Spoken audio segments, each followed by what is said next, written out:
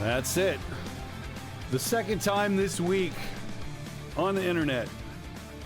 Actually, I've been on the internet a lot more than that this week, but for this purposes, twice this week, and I'm really excited about it. We're here on Myth Brigade. We are live with Chantal Kapustik, who is going to take us through another terrifying tale, which is an unofficial sequel to the Hoodlums, a Grindhouse adventure that we had a really good time with, and we've been getting a lot of great feedback from you guys.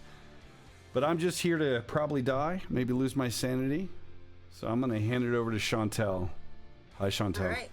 Hi. Hi, everybody. Welcome to Myth Brigade. This is Call of Cthulhu One-Shot Abominations. I am your keeper, Chantal Kapustik.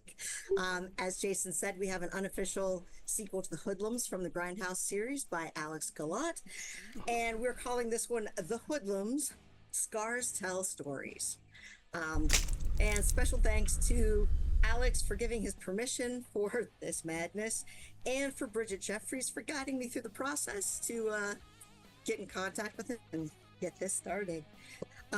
So we're going to just go around and we're going to introduce your characters in the story itself. So for right now, just kind of tell us your real name, say something nice and for the viewers, and tell them hello.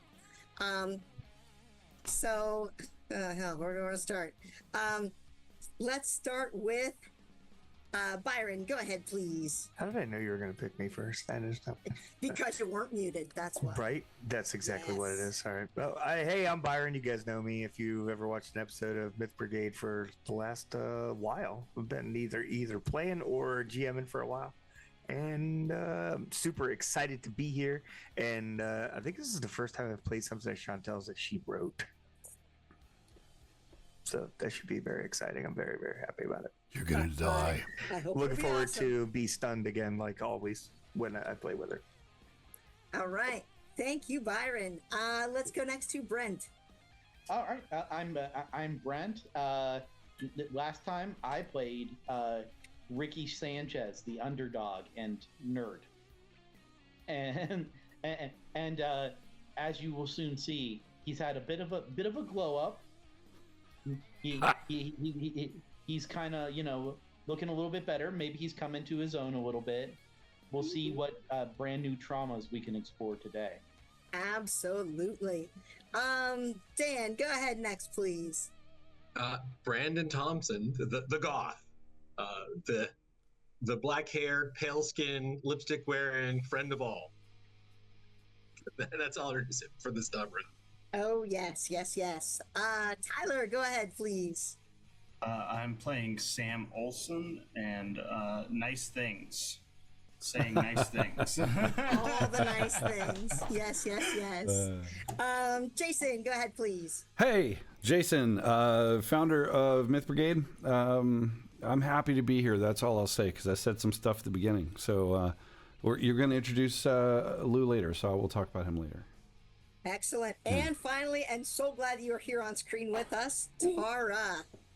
Hey, everybody. I'm Tara. I'm going to play Kelly Martinez. More about her later, apparently.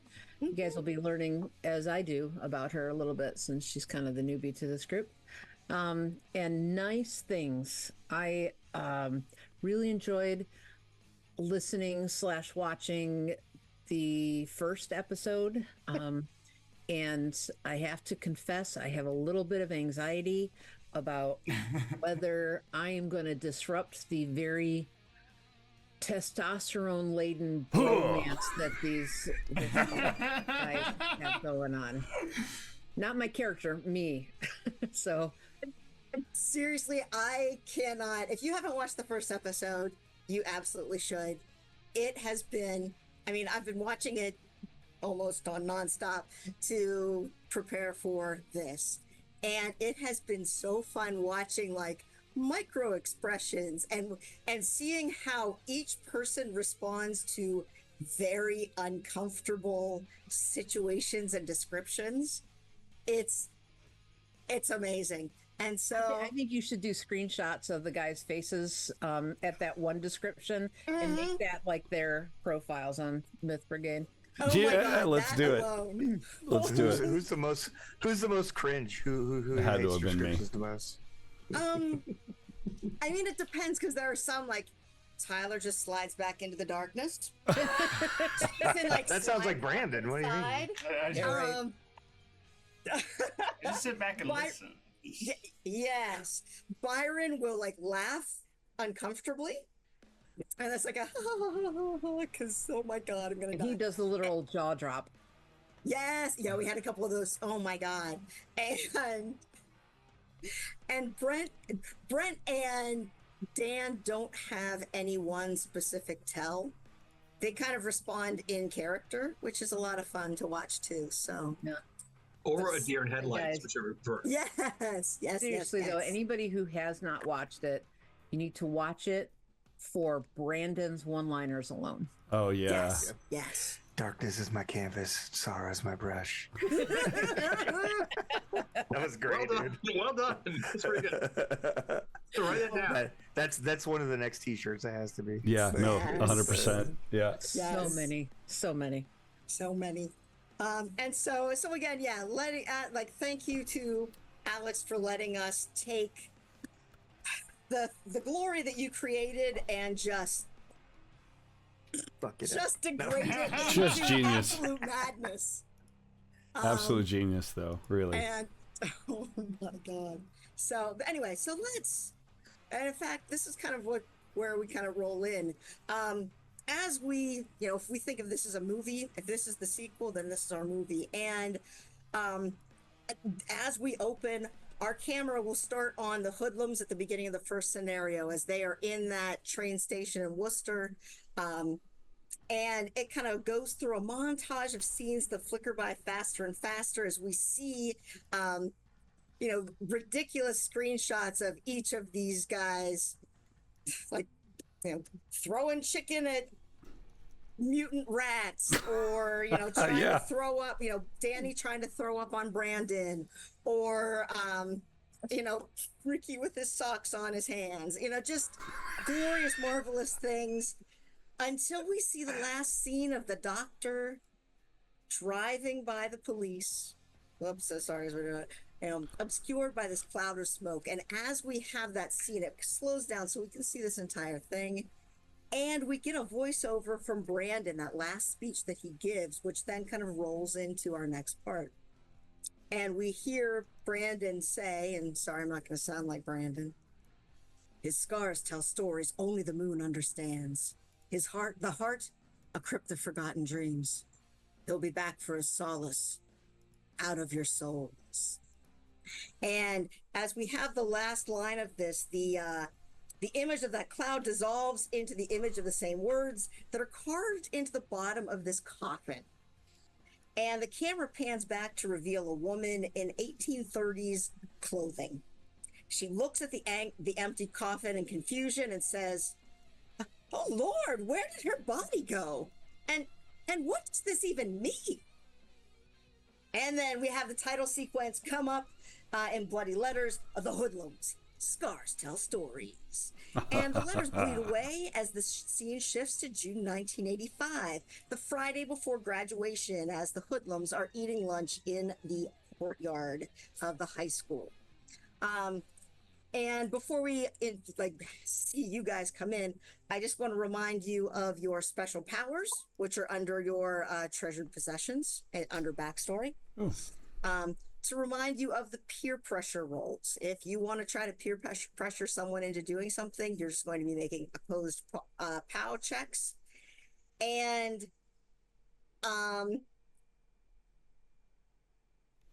Right. I'm going to have you, as each of your characters comes in, I'm going to ask you also to do a whispered luck roll to see if, it's been 2 years. So we're going to see who is still a virgin and who isn't. So we can, I'll say it right now. I love all these not so whispered rolls that are in stream right now. Whisper's just like, yeah, all It's right. like Sam's nailing everybody. Oh my God, look at that. Extreme success. Oh my God, Danny is just like, I don't even know how this works. So dirty. It begins. So I'll take a look at those. Saw them steroids. Oh, see, yeah. And so as you come in, like you are coming in from whatever class you had into the courtyard for lunch, and the camera's going to be focusing in on freezing as we see your name and your nickname. So I'd like you then to like give us your name, give us your nickname, and tell us where you're coming from and what you're doing. And So you want the portraits up?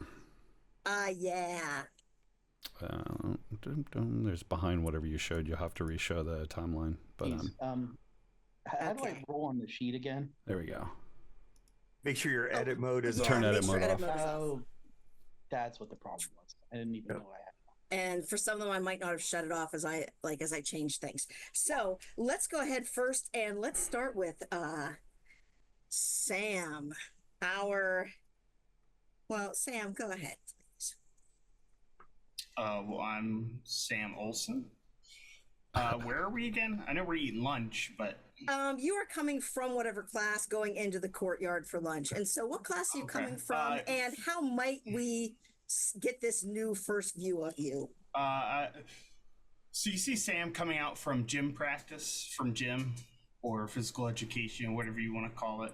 Mm-hmm. He's wearing like these some shorts and like a tank top, and he has a ball and just like his lunch. He's just kind of dribbling it over to where everybody's at. Okay. And could you tell us, as our intro, our what's it called? Our subtitle is Scars Tell Stories. What scars, emotional, physical, do you bear from that experience last time? And what have you done to process or to sublimate those emotions?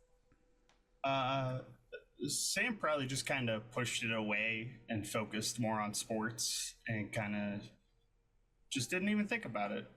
Okay. I could see that. Yeah, just like tossing that aside. Don't worry about it. Then the end. So you come in, you're dribbling. You got your lunch. You go sit down. Excellent. Next in comes Lou Baines. Lou, where are you coming from? What are you doing? Well, I mean, I don't need to answer the question about class because I wasn't there. I was kind of around the back of the portable, smoking cigarettes, talking to my buddies. So I've got a few new friends that don't exactly click with my real friends, but they're in a band I started called Dystopian Diarrhea. And we've been jamming and writing songs. We're trying to get Brandon to join because he's a lyrical master, but he's a pussy, so whatever. I'm stonewashed jeans, and underneath I've got some leopard print tights, got a couple of a neckerchief kind of things, around my leg and here and there, headband on, walking out like a badass. As far as trauma goes, well, that's where I get the magic dust from. I picked up a couple of habits along the way. Because, when you're dealing with shit, when home life's not that great and you almost get killed in the sewer, well, you snort some coke. So, that's it. That's it. That's all you do. Yeah. What are you having for lunch? Yeah, I'm going to have, those, the ho-hos? Mm-hmm. Yeah, I got 2 packages of those. All right. Because I got the worst munchies, and I am just plowing through them. Nice. Sorry. So Lou goes out and joins Sam. And Brandon, come on in. Sure. And again, where are you coming from? What do you look like? I'm coming from Gothic literature class. We're reading Poe, Lovecraft, and Stoker, of course. Mm-hmm. Preferably by candlelight if it's available, which is difficult given the new attitudes about safety they have around here. Sucks. Mm-hmm. What am I wearing? Black everything. It's my signature color after all, head to toe. Leather jacket, lace-up boots. You can't see it, but fishnet stockings, black combed hair, and, a do-it-yourself attitude. Everything's handmade. Nice. And how did that experience affect you? over the last couple of years? It's made me reflect that perhaps I have not really opened my soul up to the true darkness that's available in the arts. That, I clearly I've been, wading in the kiddie pool this whole time when there's a whole world to explore. But of course, I don't share these thoughts with everyone. Oh, of course not. No. No. But why are you not joining Lou's band?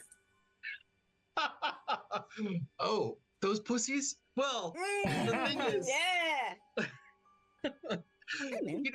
if you really want to express what's dark, it's you can't do it through like screams and yells. It's a poetry. It has to be spoken from the soul. It requires a softer touch. You can't work your way into somebody's soul with a hammer. You got to do it with just a calm touch. I think he's just the only virgin left. Actually, remember last time? Brandon was the first one. That's right. He's the first one tossing that right out. That's what he said. Would I lie? I mean, okay. So, excellent. You go out, you see these guys out in the courtyard as well. And, Danny, come on in, please. Danny kind of strolls in. He's wearing, unlike normal, where he's normally dressed in jeans and his leather jacket. He still has leather jacket on, and he's got just a plain Nike worn t-shirt, super worn out, faded, holes in it, stuff like that. Wearing a pair of basketball shorts, and he's got a pair of wrestling shoes on. His book bag's black and worn out, kind of dusty because shop glass, so he gets a lot of metal dirt and stuff on it. But you can see he's got a pair of very well worn not boxing gloves, but MMA gloves and pads, kind of strapped on shoestrings hanging through the sides of his bag. They've clearly been used a lot. And so he slides in. He's got a little lunchbox, not a lunchbox, but a paper bag, and pops it open. He's got a butter container, that country crock butter container that all your food went into in the 80s. And he's just got a chicken breast and a whole bunch of broccoli. He's just really about his health right now, really trying to stay lean, as he's just working a lot. You guys really haven't seen him. He almost even didn't come to the game when we were playing D&D last. He's just been really just absorbing himself in music and violence is the way that he's been dealing with all stuff. Okay. And he's like, hey, you guys want my lunch? And he got a lunch, but he already packs too, so because he gets it free because his parents don't make a lot of money. So and we'll come back to your parents in a bit. Ricky, come on out. And I don't know if you guys have had a chance to see all time the to pictures. come out, Ricky. Oh, wow. They're there. As Ricky comes out, we definitely see that a big change. He's in our slow dear little walking Ricky. across campus, right? Yeah. Everybody's heads turn to watch him. Ricky, go ahead. Yeah, so as Ricky comes out of chem class, he is incredibly well dressed. He's become a lot taller and more conventionally handsome. Mm-hmm. He's sort of, how would I put this? He's distanced himself from you. Seems to be hanging out with the preppier kids, but still manages to sneak away to play Dungeons and Dragons with you guys. He has been very much focused on college prep and trying to, as his mom would say, make something of himself. And you would also know that his parents went through a nasty divorce. And so, well, his dad no longer is in town. He's he's living with some slut off where was it, Chantel? Oh, like you guys, Ricky and his parents spent the summer between junior and senior year down in the Dominican Republic. And the parents claimed they were working on their marriage. But the DR is also an easy place to get a divorce. And so, as Ricky returned for senior year with a divorced mom, and over the summer, super major glow up, which, your mom always said you'd grow into your looks, and you kind of have now. Hey, Ricky. Not even kind of, you have. Hey, Ricky, And, is your mom hot? She is incredibly smoking hot, but obviously Ricky doesn't talk about that. You don't have to, because I think like for extra money, on the side, I think I mow your parents' yard, like in old days.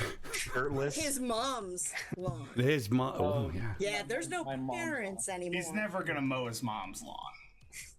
I hope not. So, as far as trauma goes, yes, for the first time in his entire life, Ricky started to actually get some interest from the opposite sex, and the issue is that when one of these women actually shows evidence of interest in him, he starts to sweat and panic secretly.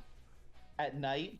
He dreams of that woman on the bed, and that woman. Okay. And so she kind of haunts him. So he just is not comfortable with anything of a sexual nature right now. He's gonna be so happy when the internet comes out.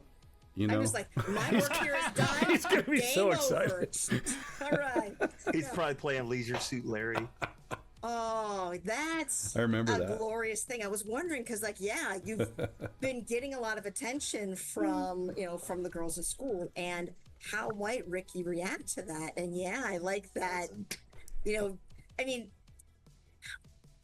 you're handsome, but you understand that you're attractive. Does that make sense? Does that distinction make sense? Oh yeah, no, I mean, he's definitely been trying to pose a lot about I can be one of the popular cardigan kids now. Yeah. Oh, God. Wear your Chess King clothing, and here's my members only jacket. Here we go. Yeah. All right. Yeah, we're gonna come back to some of that because holy cow! But it's very nice that you're having lunch with these guys. And the last member of our group, Kelly Martinez, comes on out. Kelly, tell us about yourself.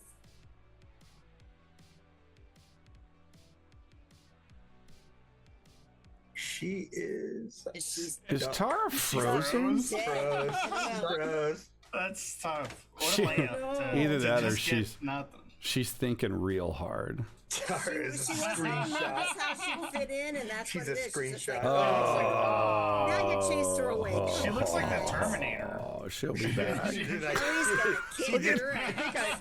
I think I was listening really hard. And I heard her say, "Oh, I'd be I love. back." I know there's nothing better than the fragility of these layouts. Right. Oh, wow. Oh, Like, no. now, switch in half. Oh, yeah. She'll be I'm back still sometime. there-ish. Oh, who are you now? Who did we lose? Did we lose Dan too or something? No. I mean, No, Dan. No, Dan's just really quiet. Just our. I'm just motionless. That's Brandon. That's not Dan. That's right. Hoo-wee. Well, that's cool. I just blend into the darkness. Yeah. Yeah. I am So nice. distracting. I'll just put this on there. Yeah. So I'd like So to point take out five. Max shared that Leisure Suit Larry will not be released until 1987. Oh, Oh, see? Yeah. He's playing Yeah, advanced I've been copy. working really hard to figure out anachronisms and where are things falling, and it's okay. It's okay. Kelly, so Danny, Kelly, everybody's in their hi. right boxes. It's okay. It's Happy times. I'm back. Sorry, That's guys. okay. And we're so excited. And as these 5 guys are out there just hanging out and chatting and whatnot and being weird, Kelly comes out. Yeah, Kelly, where are you coming from? Where are we going? Kelly has already come out to you guys anyway, so that's okay. But Kelly, come on in. I walk up to them and I go, guys, I got to tell you something really important. Thank you for everybody being here. But I just want to tell you before we graduate, I'm gay. And everybody knows already. You tell them this every day at lunch. Probably every day at lunch, yeah. You still allowed to look at your ass. Well, I thought you were going to say, I'm so relieved. I thought you were going to say that you had a crush on fucking Alex P. Keaton over here. Sorry, Ricky. I'm sorry, really. I am. Sorry, Ricky. I'm alone, Lou. And so Kelly, what class are you coming from? Whatever it is, it involves low temperatures because she keeps freezing. Oh. Yes. Brent, what did you do to her?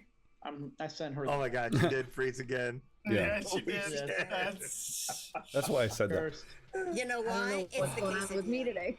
Oh, there It's you the are. quesadilla. The Tara net. Quesadilla. She's freezing her internet. She is so cool, So where Max. are you coming from class? What class are you coming from? From Tara, She's reboot totally your a deer in router. the headlights. I'm so Do sorry. something. Fucking shit. We'll be back, Brent. This break. Wait, hang on. Let me. She's. Wait, where's my camera? Is this where we take our bathroom break, guys? I just got This is Mine just came class over the you warning. two. Mine just came with a warning and said I was unable. So Are you guys? You live Oh, no, near that each other? wasn't the internet. Could be That's next. actually you. that's facts. Oh, dude, can hear your you. video's frozen. Your Byron, but video's yeah, you're choppy. Frozen. Oh, there Yeah, I you was watching Am I? Tyler like Holy shit! Yeah. chop up back and forth. Mine lives. Damn it. Wow. Everybody's just like, Jesus. wow. We lose. Oh man, now you bastards are all different. places. go. What happened? Oh. Hey, you know, you guys didn't want to play my game. You could have just Welcome said to no. Hoodlums. would've Welcome to been okay. Hoodlums. The internet leaves I scars. don't even know. This is so funny. Yeah, Max. That's the scary part. There's no plot to this. It's just the Can we scary. let Tara go first next time? Roll for sanity, Max, if you're going to continue to try to watch this. It would be perfect if the lights had gone out and someone hear a murderous scream and the lights come back up. There's only 6 of us. Yes. Oh, that's how. Yeah, that's actually how. Kelly comes in for like a second. I will tell you though. You noticed that Brian. Well, you as people may have noticed that Brian did not join you at lunch. Brian and his family moved away last year. His folks were very freaked out about the experience, and that their son had been kidnapped because he was hanging out with some really bad kids, Oh and yeah. they shouldn't have been there in the first place. And so I agree. I don't know who he was hanging out with, but those bastards. And so those hoodlums. And so they moved away. And so while you still some of you still write letters back and forth, but he's kind of drifted out, and Kelly has kind of drifted, taking his place in the group. To be fair, Kelly's a better player as a monk. I would say so. And I mean, she's better at giving you guys advice about how to talk to girls. She's softer on the eyes. Mm. Danny, did you have what's her name, Mrs. Foster? Miss Foster, you're the hot history teacher from sophomore year. Have you tried to be in her class again? Yeah, I mean, I failed it. Does that count? Did you fail it on purpose? Nah, I mean, yeah, that's called success. I've seen Ricky stop by her room once or twice. Yeah, I know. Oh, yeah, I this know. past year. I know, Max. Aren't you taking AP history with her, Ricky? Yeah, and she's gonna write me a college letter. Oh, nice. Mhm. You get a leather on your jacket if you just do good in sports, right? My mom says I shouldn't play sports because I could bump my head and it You're hurt. 18. Stop listening to your fucking mom. Stop being a pussy. What's your dad say about it? Oh shit.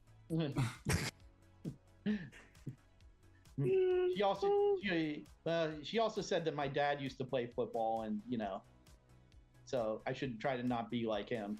Well, And I mean, you're you shouldn't hurt around, your- so you're not like him. All right. Yet. Growth mindset, baby. That's true. That's true. And she doesn't want you to hurt your pretty face. Like, now that you've got a pretty face, you got to take care of it. Mhm. And your much mom is a love. little, she's actually very sensitive about that because, I mean, the divorce, and over that summer, she also turned 40, and that was very stressful for her. I mean, she had been beautiful, well, I mean, pretty much since her senior year and up. She was kind of like you, that ugly duckling, and then like turned super hot. And so she has been very, I don't know what the best way to put that is. She is very aware of her aging body. And So are we. yes. I mean, you guys are seeing the So perfections, but she only notices blissfully the aware. imperfections. I Yes. guess the question There's is, Tara. how much does Ricky look like his dad? The world may never know. That's a Whoa. good question. Ricky, what do you think? I'm going to say that I do take after him significantly. Mm, And Right. so, That's proof they did it once, huh? yeah. yeah, I definitely do look more like my dad. Because he was a handsome dude too. I mean, you have to be handsome to pull a woman like Ricky's mom. So you could be handsome, but are you attractive, Ricky? Oh, that's a good distinction. I don't know. I don't That's even what know it's you're talking about. By being attractive, like I have to be charismatic and Like a magnet. Yeah. Like a bard, you have to bring the people to you, not just be pretty. yeah, I Draw the guess. crowd in. I do like to Like a charisma, like on wrestling. Maybe ditch the chest jacket. Ooh, yeah. Trading your chest leather jacket for chest king. That's Like probably Hogan. better. Could you tear your shirt like Hogan? No. Would you Like a want athlete, to? really? So Kelly, no, seriously, what do you? Chicks dig that, man. These poses are gonna sit around and measure dicks all day. Did you have something to say seriously beyond that you're gay or what? Because I mean, You we. just A little telling us something about again. you. We're just like spinning tails here. We're just. Where were we? You're You were gay. telling us what class you were coming from. So we're, Yeah, I sit down. I light up a cigarette because it's 1985. We I think still I light do your that on cigarette with the campus. tip Oh of yeah, my you're in like the cigarette. senior smoking area. Yeah, yeah. Yeah. So Lou, I and guess if she's gay, you're gonna have to give me $5 back. I don't have it. I he hasn't got known this for a while. it. but, Ricky's I mean, mom owes me okay. for this last job I did for us. So Oh yeah, she- yeah. Oh, she'll pay it off in trade. Don't worry. Yeah, Ricky's mom owes me too. So anyway, She I was does. coming Oh, from the shit, guidance that's counselor's hot. office. I'm sorry. You were coming from where? We were all distracted by the idea of you and Ricky's mom. Sorry. Now that's hot. You swine. I was coming from the guidance counselor's office where I was finishing up my college planning and polishing my valedictorian speech for graduation. Excellent, excellent. Yeah, I don't know if you guys know that Kelly is valedictorian. Ricky, yeah, that it kind of stinks that you were number 2, but I mean, you both get to give speeches, but yours isn't as important as Kelly's. It's no big deal, Kelly. You earned it. I'm not jealous at all about it. I mean, I was front row on the wrestling team photo. Were That's you a because wrestling you're captain, short. right? It's because you're so short. I can't put Oh you. man, they put the best ones in the front, man. What weight do you wrestle, Danny? Obviously, I do.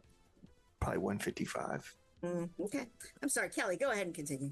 So, what else do you want to know about me? While I log back into everything?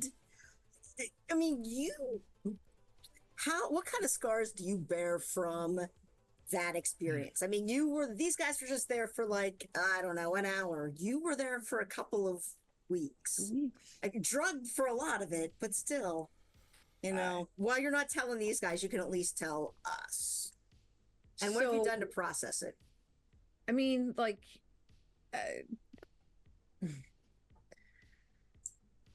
so I mean, and I don't really want to talk about it a lot with them. Talk about it a little bit with Brandon because he gets the darker thoughts, although sometimes I'm not sure that he really gets it. Mm-hmm.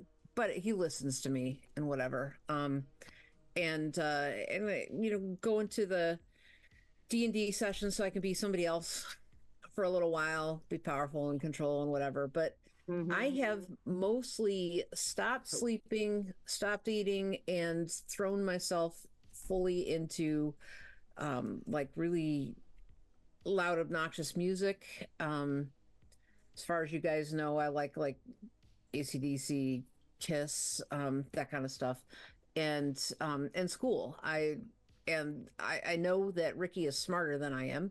He's a more naturally gifted student than I am, but I have a grudge against the adult community for having said that I had run away, and I had not. I don't know why. I was never a troublemaker. I was always a decent student and a decent kid, and it's really upsetting to me. It was really upsetting when I found out that they had said that about me, and that it wasn't until the sheriff's kid got taken that they really gave a shit. So I set out to prove to everybody that you can't tell a book by its cover. So here I am rocking the band shirts and smoking and taking whatever Lou throws my way on occasion, and also busting ass being, making valedictorian and trying to get a scholarship and just, like spending half the night studying. So trying not to spend time with the thoughts. I gotcha. We haven't, I mean, like the sum total of our counseling in 1983 was like a couple 20-minute sessions with a guidance counselor, mostly to help figure out what I needed to make up for school. You know what I mean? Pack of cigarettes. Yeah. It's not like they talked about my trauma. I mean, you're a monk, man. You should just do what I do. Just go punch stuff. Well, that's what I do in the game.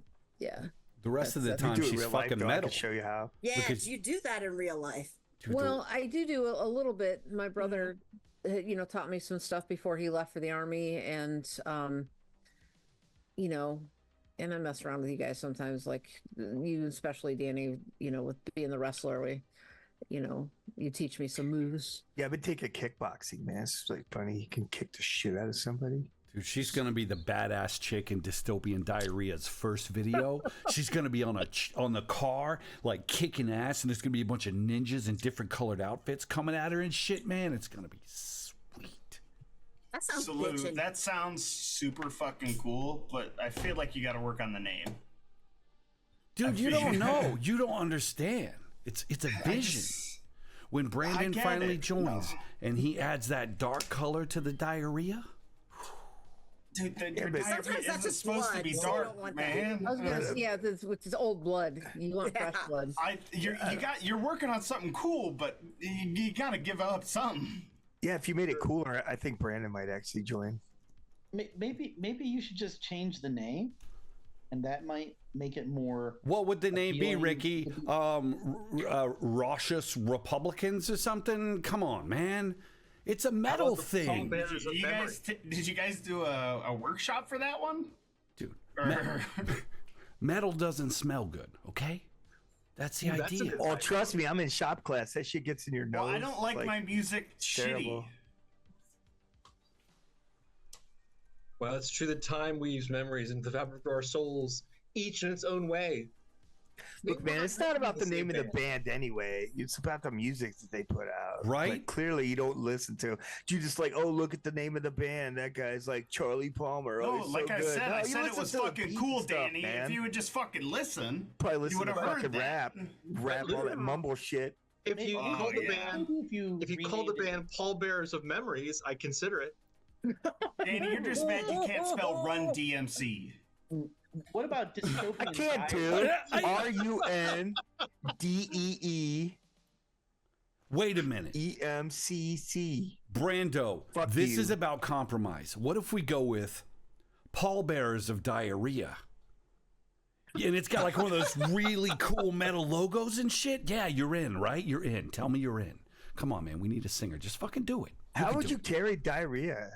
Like, Lou, why- you have why to have are it in a you so bucket obsessed with with like poop? 6 handles, like a, I don't know. I'm not Doesn't obsessed. make any fucking sense to It's me. like Cannibal Corpse or Cattle Mutilation or other bands that aren't quite fully formed yet, but are almost about to form around this time. But those sound cool. Well, you know, Lou, my uncle owns this funeral parlor, and I noticed that sometimes that I can hear the hearse, it sort of hums dirges. Maybe Oh, you came shit. with me to work. Oh, shit. Dude, can you imagine a metal song like Kelly just Dude, comes oh, up shit. out of a For the fucking music video. out of a casket? Dude, Kelly, Kelly, you're gonna roll around on. Can you get us in there like after hours? You could roll around on a coffin with like an actual dead body. We should put her in a real grave and like she could climb out through the dirt and shit. That'd be fucking awesome. Oh yeah. Oh, yeah. I do have to interrupt here for a second. And Brandon and Sam know this secret. I don't know when you want to tell the rest of them, but tonight's D&D session, it's kind of like the finale for potentially the finale of Ravenloft. Ooh. You guys are playing in the funeral home, Oh. down in like the workroom, the casket room. Fuck. But you guys haven't told anybody yet. So we're probably telling them right now. Yes. And we were probably brought up the funeral home on purpose. So, Like, actually, we're playing there tonight. Chantel, can I stop by and pick up my my dad's video camera so I can video camera some of this? Oh, you absolutely can. You know, Okay. like after school, you're going to have some time to go home because you're not going to be able to get to the, you know, you're going to have to wait until like viewing hours are over. So at least like usually 9 o'clock is when, you know, it's when viewings are over. And so you guys are not only playing there, you're allowed to stay overnight. I'm gonna get two of those little like one of those work lights, you know, the little shop lights that sit on the ground, the halogen ones. Yeah, I'm gonna get one of those. I got one of those from when I used my saw out in the garage. I'm gonna have an epic bag of pot and the video camera and beer. And you know what? I'm gonna have my guitar. I'm gonna have because we got to film. I'm gonna have it. Yeah. Yeah. Nice. This might be one of the last times we're gonna be. Yeah, let's see if I can get that bottle of Johnny Walker. I mean, Yeah. it's the year's almost over. We're all gonna be doing stuff, and you're gonna become a rock star.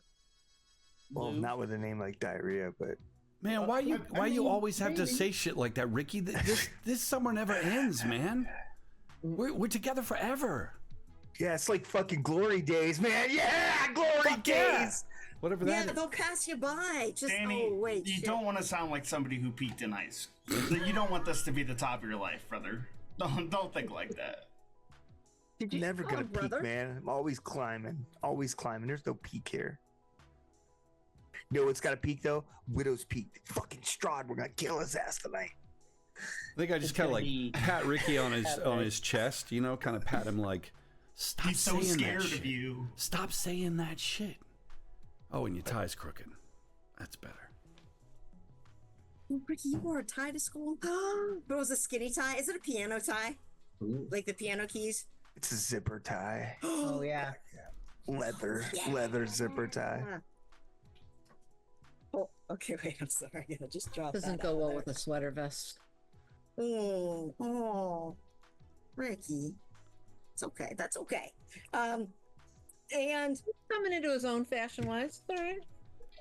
it's okay. And lunch is, as you're looking, lunch is you've got about 5 minutes left of lunch before you go to your afternoon classes, if you so choose.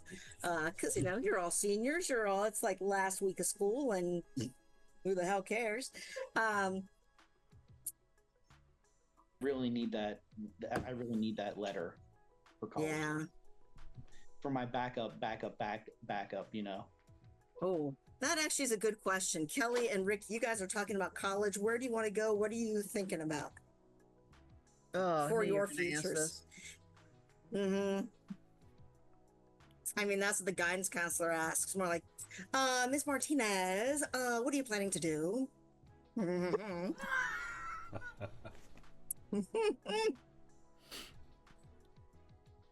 So yeah, it's like number 1 and number 2 in the class. Like, that's very important. So think about that, because then the rest of you, like Sam and Brandon and Lou and Danny, when he comes back, what are your plans for the summer and after? I'm just gonna take an off year and figure it out next year. Mm. I'm going Harvard pre-med. Oh, nice. I'm gonna work at my uncle's this place. This is awesome. This Oh is, yeah. Wait, I've got the name because it's freaking awesome. Sanctuary of the Eternal Twilight. yes. That should be your freaking band name. Oh yes, I love to sit and just listen to the Much cooler than beautiful dystopian gravestones, diarrhea. whisper forgotten names. It's just an amazing place where as the sun sets, long shadows cast everywhere. I feel like I'm at home. I'm sure this is where I'm going to work for the rest of my life, barring any arson. Mm. And I mean, and it is the family What business. insurance is for? Yeah, so with all the side money I've been making, I painted the logo on the side of the van, and you guys thought it was all D&D because I love D&D so much. It's dystopian diarrhea. Tell me you wrote D&D. that on the van. And so what we're going to do is we're going to go on tour. We're going to get this right, I got this buddy I'm talking to. He's he's into metal too, and he's talking about let's name the band Metallica or something, but I don't know. That's bullshit. Who would go for a name like that? Yeah. No, yeah, he's going to go on tour. Ooh, all right. So yeah, I didn't tell you guys this yet, but I did get a full ride scholarship to Florida State for swimming. So Oh. yeah. Oh. So Yeah, on kid. the swim team. Dude, it's called accomplishments. When you get Oh, my bad. I just went to didn't States. assume you played 2 winter fucking sports. Sorry. It's called multitasking, man. If you weren't going from practice to practice, maybe relax a little bit, Danny. You can't, man. That's all I'm saying. Not all of us can work with our brains. Some of us got to work with our bodies, But you can work with both. Whatever. Really, though? Just put it in front of me so I can kill it. That's it. That's all we got to do. Fuck Strahd up tonight. Yeah. You don't even have the sun sword. It's only because you won't let me have it. Yeah. You gotta find it. It's in the brother's crypt. He's hidden it in the grave.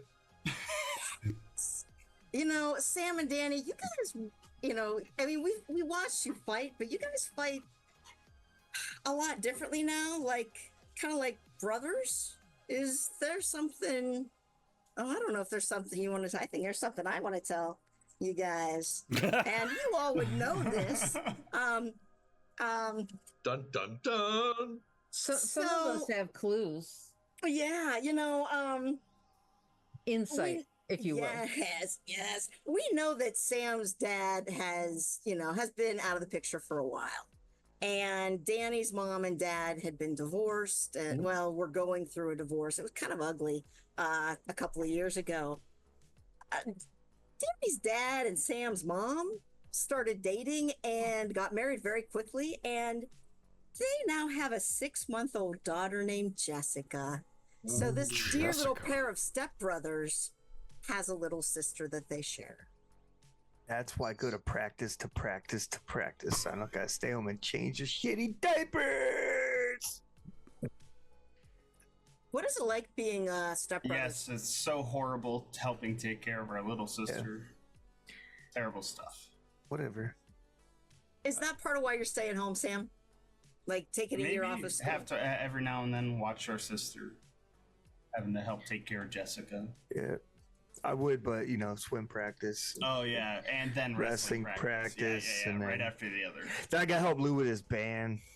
Yeah, That's what you if do all summer. Dude, Yeah, if you I could gotta save help up and him get move some all the drums. equipment. You could save up and get some drums. Come on, let's do it. Somebody's gotta help him move the equipment, man. You're such a good guy, Sam. Trying my best. Oh. Okay. So as you are kind of thinking about this, like, oh my gosh, this is kind of our last hurrah. What do we do? You hear the bell ring. Lunch is over. You guys head to your afternoon classes. And as we look at the end of the day, it's the end of school. We know we've got the van. Did anybody like drive to school? Who's driving? Who's like maybe jumping in the van? Yeah, I don't know. Yeah, come on, I'm driving. Absolutely. Oh yeah, I'm sure we all pile in the van. Shotgun. Is there room for my bicycle in the back? Yeah, Dude, I mean, there's we like could... 6 of us. Like in the Why trunk? do you keep bringing your bike, Brandon? Come on. Yeah. You guys know I come early. In the Lou morning. said he'll pick you up. He picks the rest of us up. Okay. Well, I don't like to leave it here. So just this one last time. I guess. Put it in the trunk. Nice. Dan's like, this is how I escape. Shut up and leave me alone.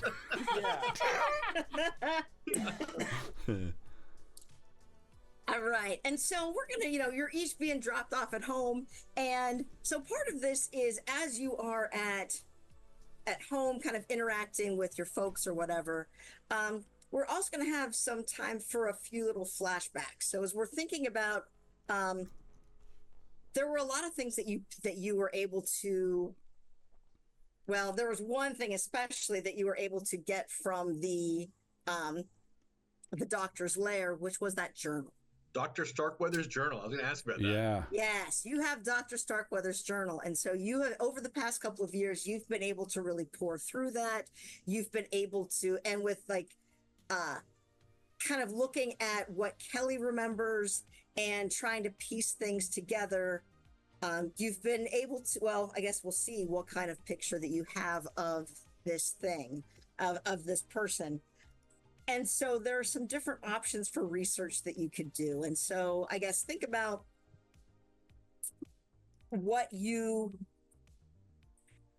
avenues of research you might want to look into, who you might have done that with, because you don't all necessarily have to do that together, but you could. But also if you want to like split off into smaller groups, we can take a look at that as well. So I guess we'll just do a, like, who wants to go home first? Who wants to research something? And we can go from there. I got a good one. You're gonna. All right. So, after what Ricky calls the event in the Dominican Republic. Oh, okay. That event. He became interested in the idea of loyalty. The doctor somehow had the loyalty of all of these people. Perhaps it was a part of his experiments. If only people could be faithful to one another and not just leave each other behind. I mean, isn't that the most important thing? Is that we don't leave each other behind, and that we all just stick together no matter what. So as he read the journal, he just became interested in the idea of maybe if his dad had some kind of attitude adjustment, he could just figure out how to do this. He wouldn't have fallen out of love with his mom. He wouldn't have quit caring about his son and just left with this woman in the Dominican Republic. Yeah, I mean, really, the doctor, as you found out, like the doctor worked to find them after death and to bring them back, to bring his wife and child back. And yeah, and your dad is just like, I've got a wife and kid, fuck them. I'm just going to go to the DR and find somebody else. Like, he just threw you away, but the doctor went back in, like, beyond the veil of death and brought them back. That is an interesting, loyal thing. And so as you are reading the journal, I guess, what sorts of things are you looking for in that? I don't know if I'm asking the question correctly. Well, just, mostly just about the I suppose getting them to be compliant part of it, or just even bringing them back in the first place. You know, if they were dead and gone, how do you reanimate dead flesh? I mean, it's impossible. Everybody knows that. I mean, it's only like, what is it, a 7th level spell or something like? I don't remember exactly. Yeah, I think it's like called Raise Dead. I don't remember. You know, the dead are very compliant as long as you only ask certain things of them. Be still. Be quiet. Yeah. You Yes. can ask them like 4 questions. Don't eat all our food. Is that one of the reasons why you're thinking about pre-med? Yeah, I mean, honestly, I was already the party cleric. Mm-hmm. I'm an Eagle Scout, and I'm great at first aid. So I figure if I go to college, and I go to the best medical school I can, maybe I can figure out what the doctor actually did to do this, and then nobody would ever be able to leave. No one would ever leave you again.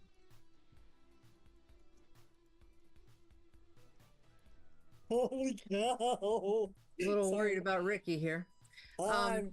So back to I want to answer Kelly's no, go ahead. Inspirations here.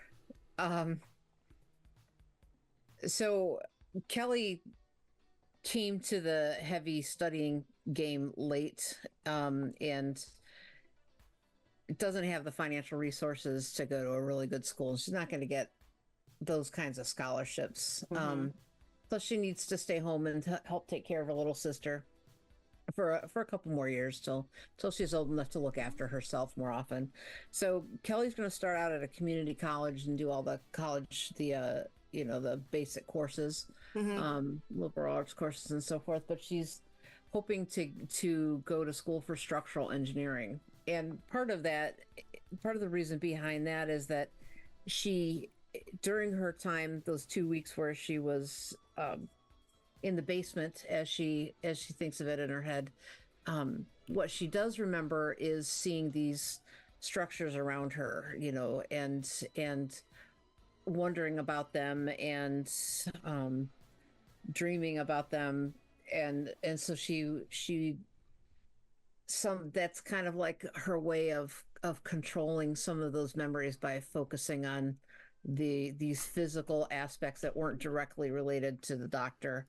So she wants to eventually go to school to be a structural engineer, but she knows she's gonna have to do some work beforehand. Right on. But it's her way of kind of controlling, making the memories, those invasive. Is that the word I want? No, but those memories that constantly plague her, do something constructive. Mm-hmm. Holy cow! All right. Oh my God, that's awesome. And so would the two of you have read the journal together, or would you have read it separately? And I guess that's with everybody in general. How many of you? Is there anyone who did not read through the journal? Okay. Yeah, I wouldn't have with read this it, band but I equipment. would have sat around and gooned them while they read it to me, and secretly gotten more scared than I meant to, probably. Okay. Depending on what was there. Yeah. I probably would have read it Mm-hmm. just out of sheer curiosity. Oh yeah, I mean you're Probably the would Know have the been. story. Yeah, I need to know how the story. Yeah. Yeah. I think Probably would've just probably been doing like sit-ups and push-ups and stuff. Mm-hmm. I think probably when this incident first happened, I wasn't very close with these guys, so probably in the initial letdown after, I wasn't around them as much. Our friendship, I kind of gradually became more part of their group as I spent more time with Brandon and Brian, and kind of got absorbed into the group. But and having been there for 2 weeks, I did not want to hear anything from that journal either. So I would have deliberately stayed away from it, and probably said something kind of sarcastic like, "Give me the Cliff's Notes version." Yep. Oh my gosh, yes. Yeah. So, I'm sorry, Brandon, go ahead. Oh no, I was gonna say, Brandon's definitely gonna read the book. When he's on his own, he'll wear his bowler hat from the Hall of Corpses, because the scent is key to eliciting memories and so on. So that's gonna enhance the whole experience. But Is the hair still in it? I stay on the opposite side of the table from Brandon because I want no reminder. There's nothing worse than the smell of formaldehyde and lilies. Yeah, that bowler hat is sweet. I fucking hate that smell. Yeah, the Abyss calls and he'll answer. He'll definitely read that book on his own and with anyone else if they're interested in doing it, just to see what we can glean from it. Oh my gosh. Who has it right now, by the way? I don't know, is it on all our sheets or is it just on mine? I don't know. Probably Brandon. The necromancer Brandon might have seems it. like the person who'd want to hold on to it. I would do see think it on so my as sheet, well. but I don't know if it's on everyone's sheet. I didn't actually put it on anyone's sheet because I was Well, curious actually, who would it have is it. on So. my sheet. Oh, Dr. is it? Starkweather's journal, yeah. Okay, That's the bowler hat. All right, awesome. Because I know that we had talked about you having that, and so I wasn't sure if you would. Yeah, it just feels more like you. And in fact, let's go ahead with you and Ricky. Let's have you make either medicine or you can use sorry, I'm trying to remember. Brandon, if you want to use chemistry or if you want to do medicine, even I think embalming might work as well, but that's Sure. Medicine I'm pretty good at. I'll give it a roll. all right. Oh my god, it's like trying to remember what is Better. all right. Can I use 10 luck to get a hard success to represent my obsession with this? Yes. Oh, and you will notice that your sanity has been permanently dropped 2 points. So that's what is reflected in there. I tried to put all of your luck back to the original number, but if it is not where it was, that's okay. We'll figure it out. We'll futz with it. But yes, absolutely use the luck for that. Brandon, do you want to push this, or do you want to use chemistry? Because that might be a better link for you. Chemistry should be under sciences. So it's like on the side. What was that again? I said push it, pussy. Or you can push it. the roll. Come on. Well, how do you push reading a book? I was gonna ask. Like, I don't know. I would say maybe like continuing to read it like over and over. Maybe you break it down like a college book. You start highlighting and putting notes in it, something like that. Knowing you'd probably light a few more candles so you can see a little more clearly. Make out the words. and if I fail, You get your magnifying glass out and read it real close. Sketching in your sketchbook by listening to Depeche Mode. you know what? I'm fine chemistry. I'm trying. There are sciences that are like on the side, outside of the regular skills. I'm not sure why sciences are separate. Oh, Yeah, it is weird. Okay. Oh wow! No, the mysteries of this book. But hey, you got 58. You can spend 3 luck on the Oh, was that me? No, I accidentally clicked twice. that's for. The first chemistry. Yeah, go ahead and use 3. Isn't a real. Sure, I'll spend 3 on the. If that's okay, I'll spend 3 on the first roll. Absolutely do. And so as you look at these, so we're looking for medicine, and we're also looking specifically at chemistry. So as the two of you are looking at this,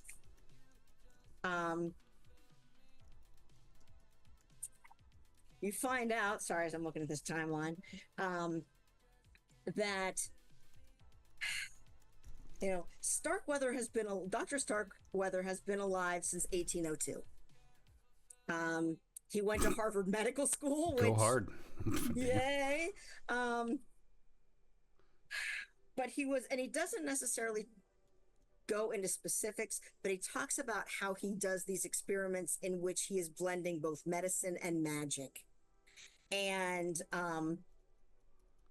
the Blackstone River Society is mentioned several times in this as well.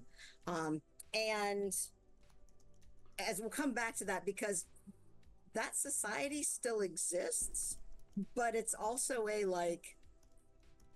it's like a business society, you know, as in like, oh, like the wealthy people or like the really prominent businesses belong to the Blackstone River Society. There is nothing that seems sketchy about it, but in this journal there totally is. And so Dr. Starkweather is talking about like researching resurrections. He also puts in he has some chemical notations of elixirs that he tried and that failed. There were also some ones that he wrote in what he used that successfully extended his own life, and what also brought his wife and child back. But there are some notations in it that you don't understand. And even with like the chemistry and the hard success, like you don't know what those things are. And so it would take more research somewhere to figure that out.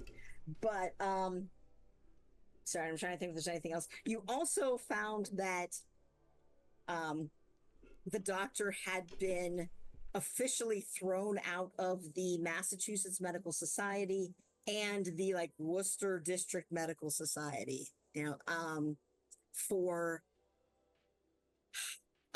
really for false cures.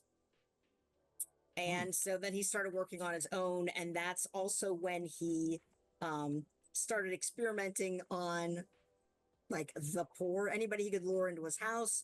And so he was doing these experiments on live people. And I'm sorry, trying to think if there's anything else that we need to know with this. You know, Ricky, I wonder if some of his notes might not still be at those places. Maybe, you know, some of the talks he gave or other things could be at the society, maybe in their, you know, old records. I mean, we could look into it. I mean, we're about to get to the summer.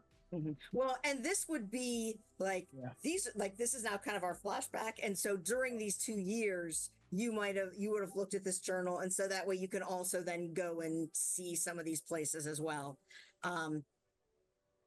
So are there particular things that you guys would want to go and see? You said the medical societies, anything else? Any of the institutions he previously belonged to, to so like see if there were some old notes or books that might have been left. Okay, so Blackstone River Society as well. All right. So we can make sure that you guys take a look at those. All right. Yeah, I'm trying to figure out how to put all this together. Okay, so we've got you two doing that over the course of these years. Other things that you guys would have wanted to look into or research or anything to figure out who the heck this doctor is? Yeah, I mean, well, I'd be trying to maybe get in with like the one of the few people that I bonded with was my chemistry teacher, because I got the best weed, and you know, he happens to like a little here and there. So I'm just curious, like, help me understand that, like, I got the math of it, but what's missing here? Like, what's broken about this? Why can't...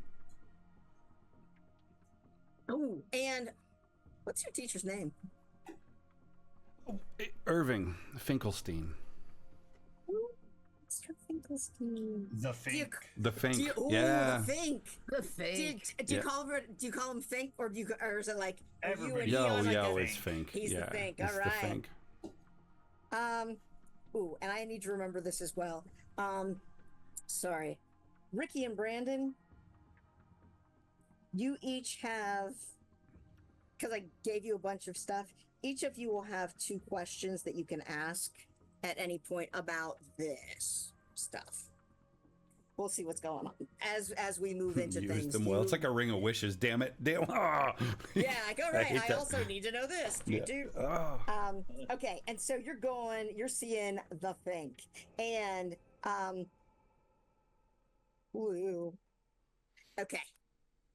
So you're asking, you see the math, you get this, and the Fink is just like, Are you asking him in class, or you ask him while he's high? Could that be both? Does that Yeah, overlap? no. So I think I ask him when he's high. I think I tutor with him, which is where I get my 20 in chemistry. Right. He barely got me there. Like I was let's call it a hard 7 before the Fink and I started smoking together, and now I'm at 20 because I get it when we're like, yeah, man, and he loves it. So we're there, and I'm just like. So I can't tell you where I got this information, right? But I wrote it out. Look at this shit, like, and I can't tell you what this is for, but I mean, I pass it to him. What do you think? Okay, and so as I'm looking at this, what's in this shit, man? Because I mean, I recognize some of this stuff, but there are some things. This is not chemistry. Like, I think it points out particular things like this, and like these things are not chemistry. It looks like. So, did you ever read any of that science fiction that's like, oh, it's totally based on reality, and then there's like a bunch of bullshit in it? This stuff is bullshit. I mean, there's some real chemistry stuff in there, but... That's fucked up. I kind of laugh, but I'm like, but, hey, what if it's not bullshit? What if I can tell you it's real? Don't ask me any more questions, but what if I can tell you there's something real about it? Are we doing hypothetical? I don't know. Do you know what hypothetical means? Not really. I mean, okay, so remember, like, hypothesis. Oh, Jesus Christ. Oh, yeah, we already took that on the test. So we're just pretending and, saying that this could be real. If this could be real, then maybe these are new elements or new chemical compounds. I think I snatch it out of his hand. And that's when I leave. That's all I needed to hear. I'm just like, got it, out the door. All right, hey. Yeah, transition time, but I got it. Yeah, that's good. Stay cool, man. Yeah, yeah. Right. I think I dropped the bag too. I had I'm like, that's for you. Oh, you're a good boy. Yeah, I gave you some bonus points for that. Oh wait, I'm trying to like shove it in my shirt. He wouldn't be doing that. Thanks, man. Sure.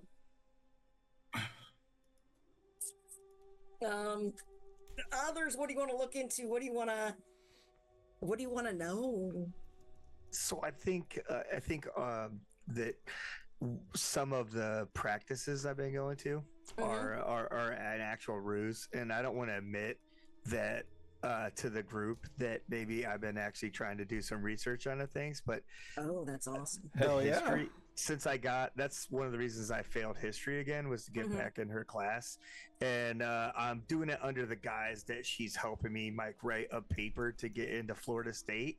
Okay. And I probably actually did use this as part of my entry stuff that I had to send, or whatever, and that's how I got my 35 in library use and stuff. And so I was probably trying to see if what would be good ways to go and look at like the local history. Probably got some ideas from her, and then I've been going to the library branch on the other side of town, so like where nobody will fucking see me. Okay, all right, yeah. And actually it's nice because that library branch is closer to where Miss Foster lives, and so I've probably been trying to meet her there, but so because that's not weird. I mean, the way that you described this to her, like, she understands that you're embarrassed about asking for help, and so like, you're a jock, you're not supposed to be interested in anything, anything academic, and you might be embarrassed, and so, hey, that's okay. We can do this. Do you want me to roll like a charm check? Oh yeah. Oh damn! Yeah. Damn, dude. Now roll your virginity check again. Yeah, nah. Hey, she is very good, and she would wait until graduation. What? Oh. No, the summer after graduation. You don't just like wait for graduation. Summer of '69. No. Okay, so hold on. Library branch. I'm writing this down. And so, yeah, you are, and I mean, you're a charismatic guy, and I mean, she likes you. She has.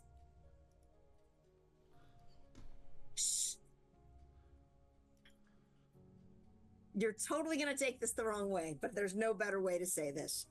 She is so proud that she was able to just like reach out and touch one of her students, like to get them to really enjoy history. Right. For the first time, she's seen me in her class for 2 fucking years. This is the first And then time you're I've there actually reading. done anything fucking intelligent and actually tried to work on anything. So just as a teacher, she probably just feels like, holy shit, I finally got through to this one fucking student. I made a difference. Yeah, I made a fucking difference. I matter. Yeah. Matter. And so go ahead and make a library check.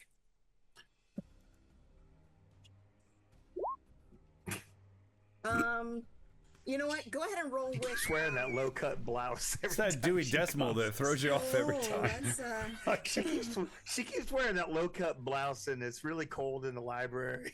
she's like, I just came from aerobics, and It's like, Can I push the roll? you can push the roll. I was going to say you could roll with a bonus die because she's there helping you. Hold a That book also over might your be a lap, penalty. Danny. no. Yeah, that might be a We're gonna start calling penalty Danny the Chub. What? die. I'm gonna like sit a little closer and try to sit closer to her instead of opposite her. So instead of looking at her, I'm looking at the book instead of like this at her. Right. Like sit next to her instead of across from her. Go ahead and try that. And that's okay. He can smell the sweat from her. Yeah, he's sitting really close and like looking down. He's just like, "Oh shit, I'm looking right down her blouse. It's like- Holy shit, Dude, something about woman sweat smells so much different than that man's sweat in the locker room. Yes, it does. And she's not doing the teammate slap your ass, but She that's- could though. She totally. I think you would like. Yes. you He's would. reaching down for a book and he's kind of just like sticking it out there, like, smack it. Go ahead. Oh my God. Actually, You're part of the Miss team. Foster. yeah, okay.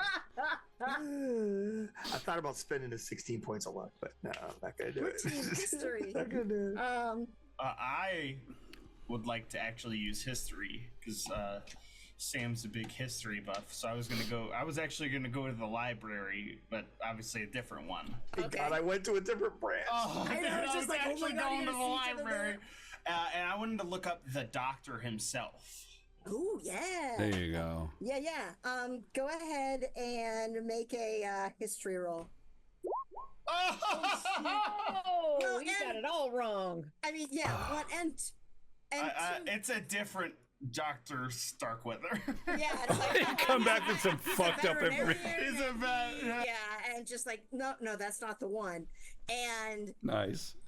you may be. Do you want to push it because you may be looking for the wrong type of books, Fuck yeah. or I'll do you want to ask- do library? I use? agree. Chat's right. So if you fail, well, so what Charles Starkweather, the murderer, he's a serial killer from Nebraska or something. Yeah, I forgot Yeah. about that. Yeah.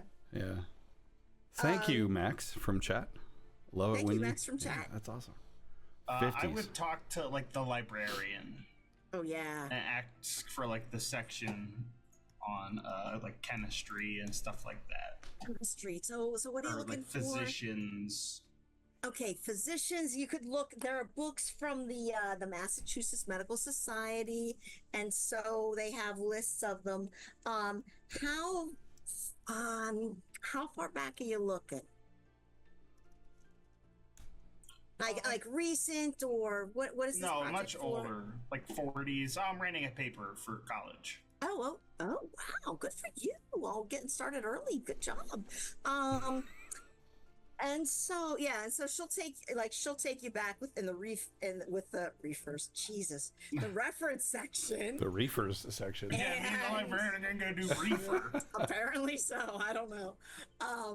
And so like back in the reference section, and there are like different like just lists of like names of physicians and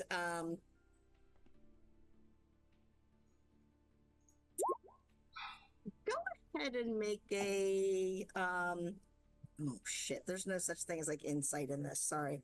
Go ahead and make a psychology check with advantage with the bonus die. Oh, good thing you gave me the bonus die. This dice roll sucks. Yeah. You're no. Yeah, I made it. Bonus die. You just from the way that she's talking, you feel like she knows a little bit more about local history than she's she's letting on. Like she's interested in it because like, oh, well, what about this? And you're not quite asking maybe the right questions. Mm-hmm. You know,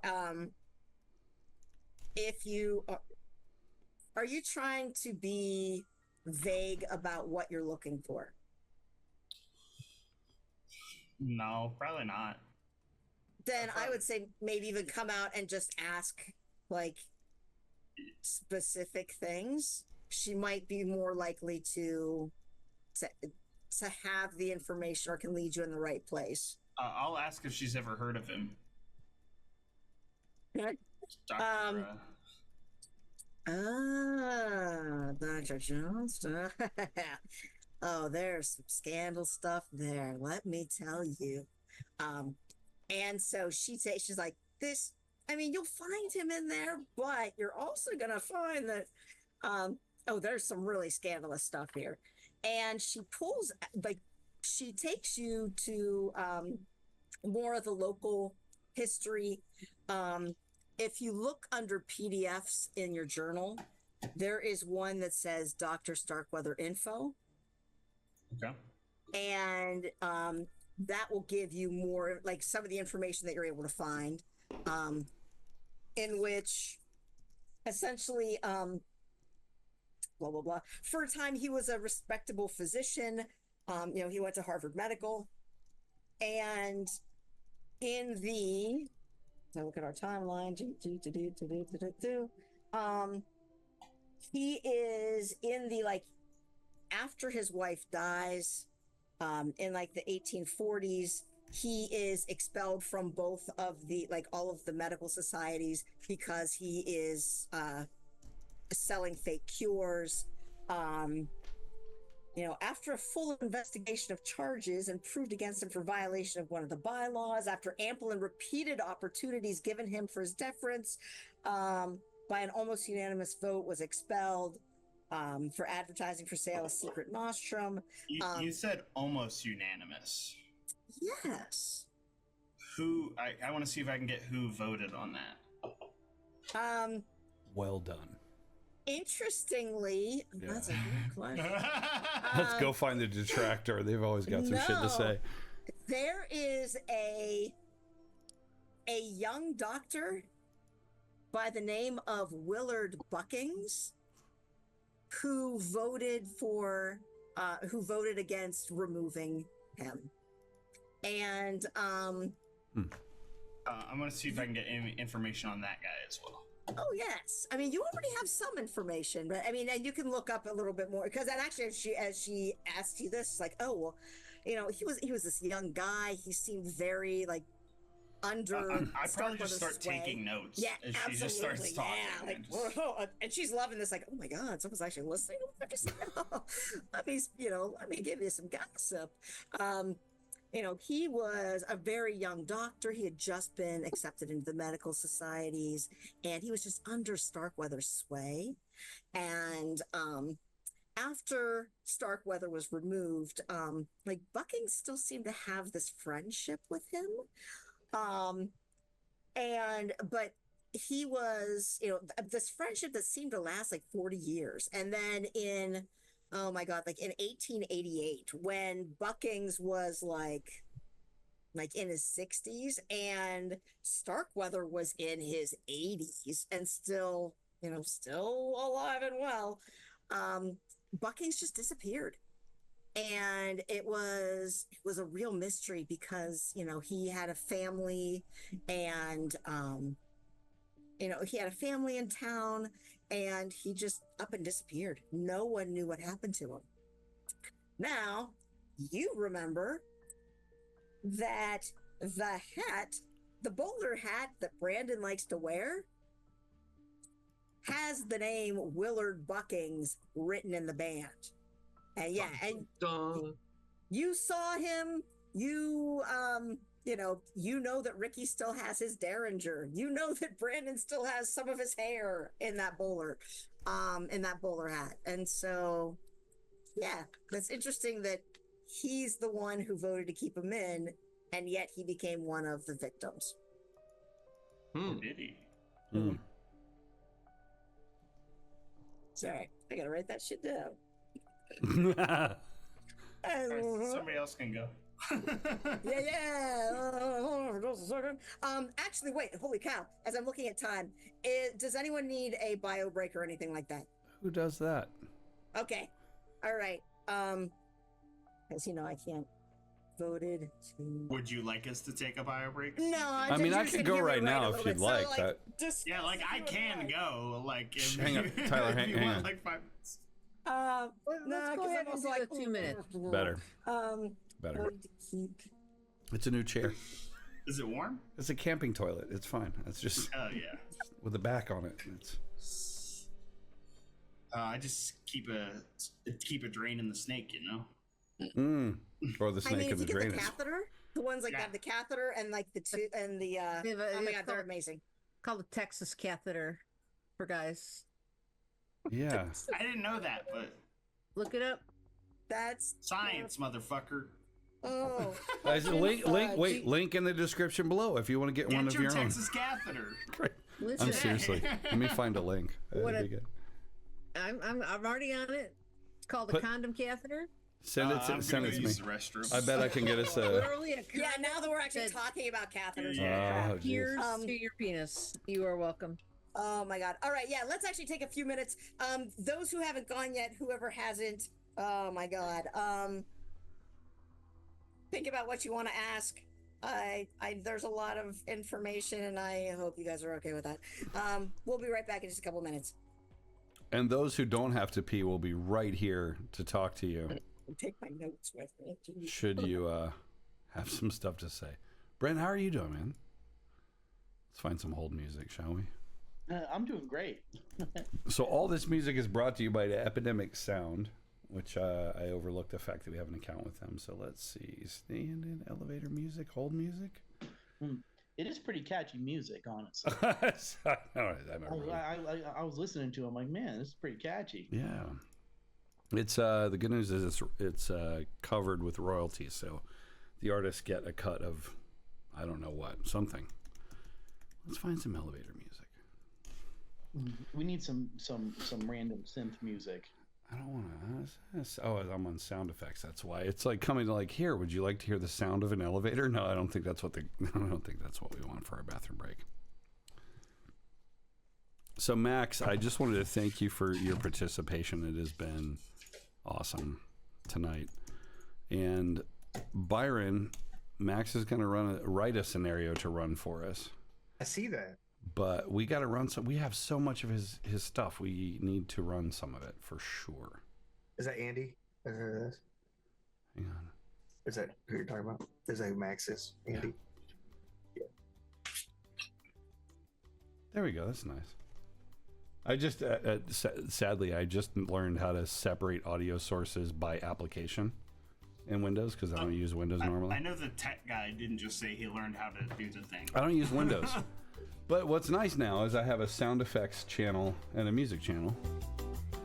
So when we need the music, or when the music has to be quiet. We can get flush on demand. Yeah, I can get toilet flushes and cool stuff. Yes. That would be the best. Now you just need a transition, and then you don't even have to fucking edit it in. Yeah, we can. You just need to click a transition and See if I can find a slow-mo stock footage of someone like sitting on the john awkwardly. And then the water comes back up and there's still something I found in this it. on the web for find a slow-mo stock footage and someone like sitting in the jar. Check it out. Oh, that's my. Stop it! It's my. I don't need this in my my whole Amazon shopping list is going to be weird stuff between condom catheters and videos of people peeing. It's gonna... You're welcome.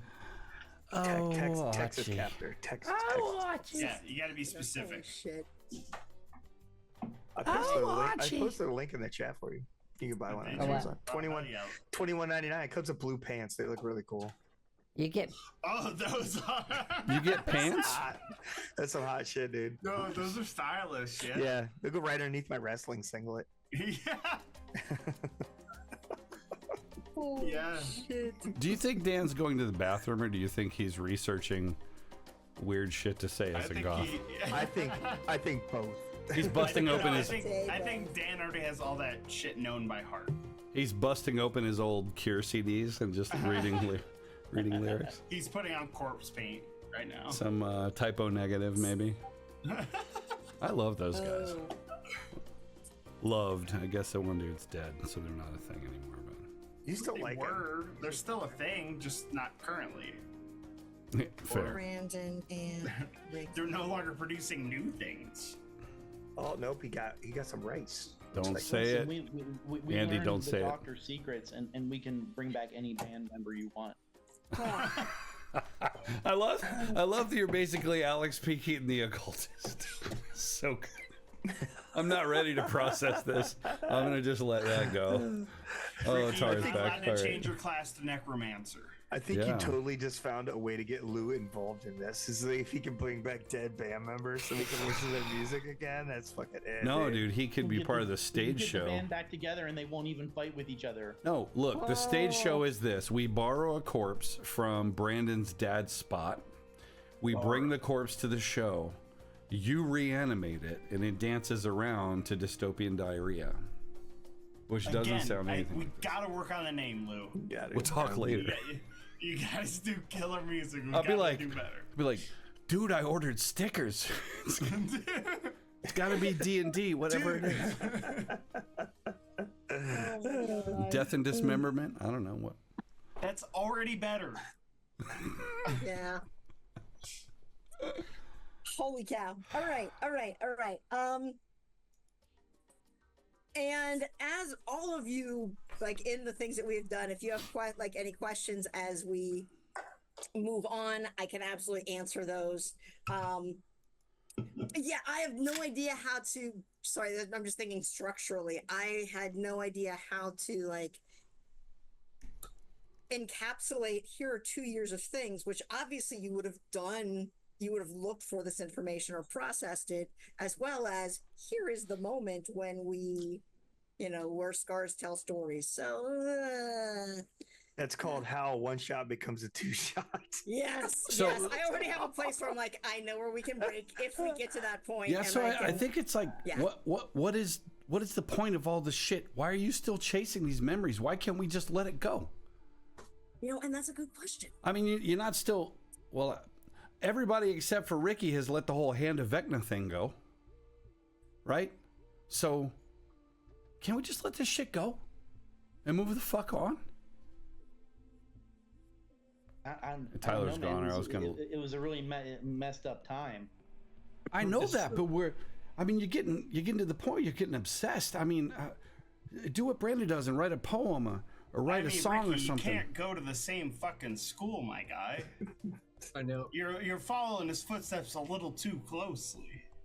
Well, I think Ricky's just working through his trauma. I mean, chains of regret bind our fragile hearts. We can't just cut ourselves off from this event. He's literally repeating history in front of our eyes, Brandon.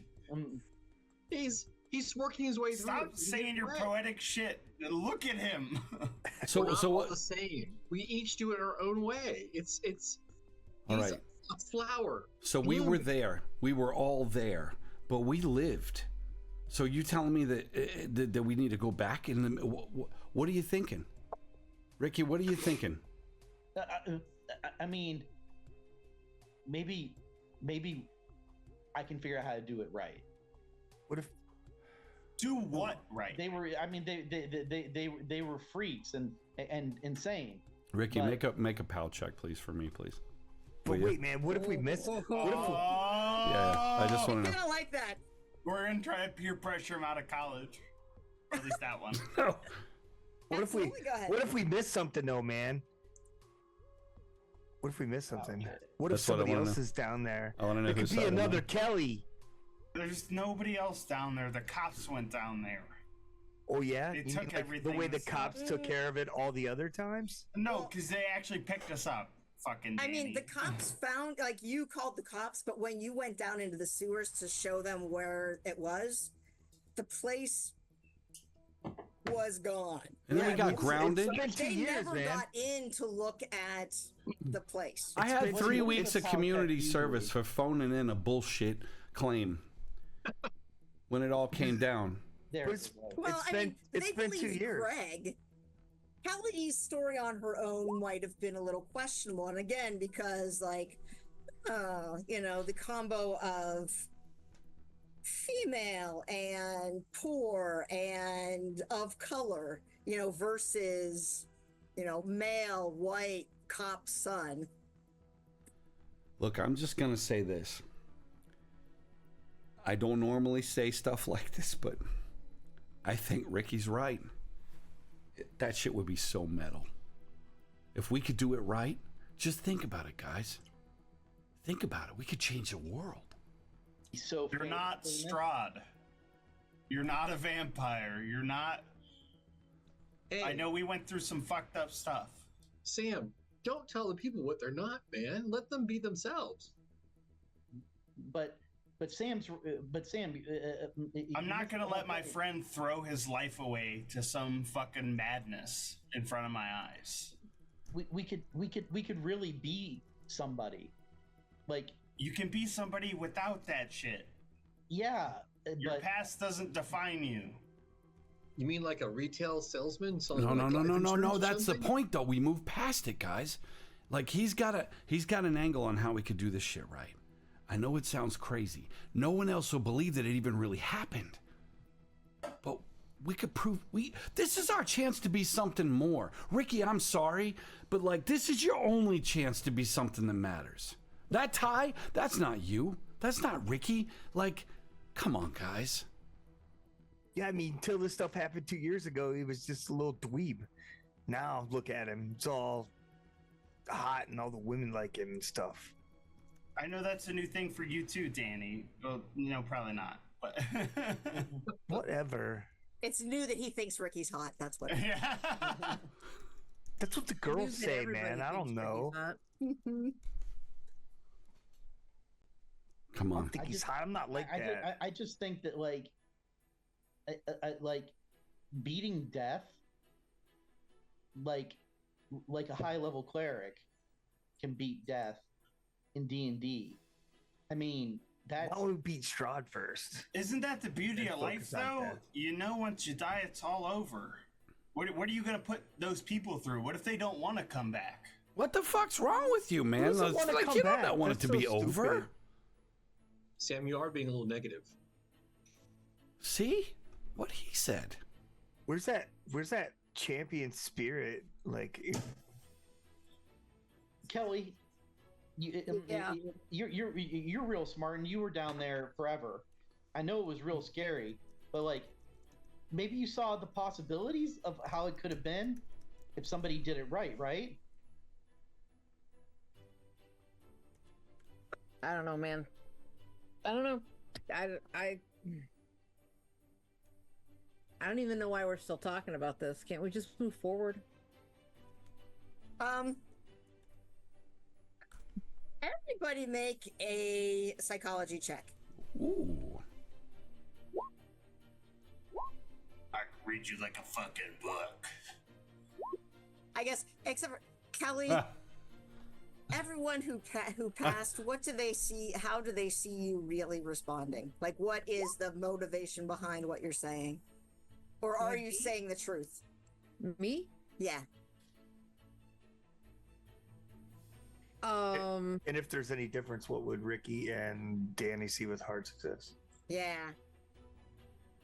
And what would I would see with an With extreme? your hard successes, you would suspect that, and Brandon would probably too, just from things that I've said to him, would probably recognize that I need to process this, and I just don't have the language to do it. I don't know how to do it constructively. What does Sam see with an extreme success? Oh.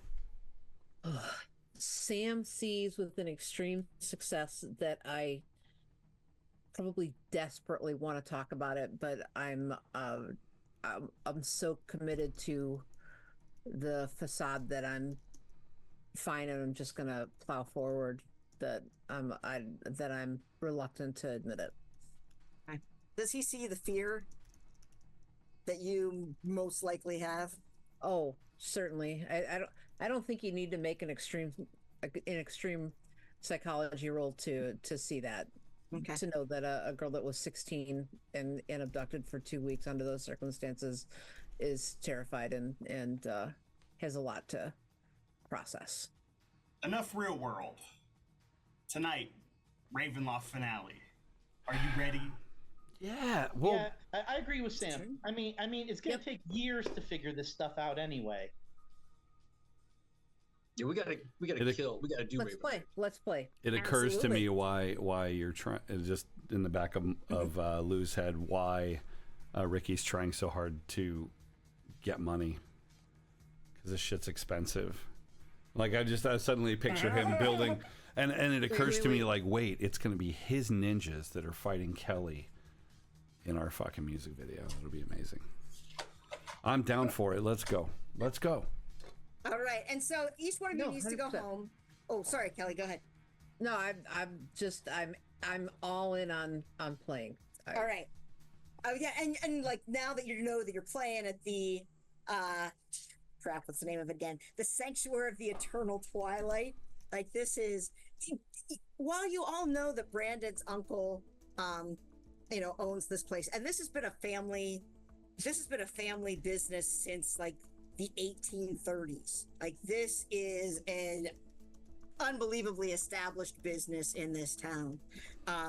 But you've never really been allowed to go over and peek around because, it's a funeral home and Brandon's uncle doesn't really want a bunch of kids poking around, but we're not kids anymore. Uncle Joe is kind of giving this as a gift to Brandon, like this is his graduation present, and so okay, you're adult enough, let's do this. So if this funeral home's been around for that long, would they have taken care of any of the kids in 1949 that went missing when their bodies were found? Potentially, yes. That quote that was in the coffin. Mm-hmm. Do I know that in character, like when I said it last time, or you know it in character because that coffin is considered a cursed coffin because it originally held the body of Dr. Starkweather's wife, and she disappeared out of it, and that was scratched into the bottom. Right. And so you're like 4 great hallelujahs. Thompson, who started the funeral parlor, I guess then, she was the one who found it. She was the one who realized that the body was missing. And then like the daughter also, but there was nothing in her coffin.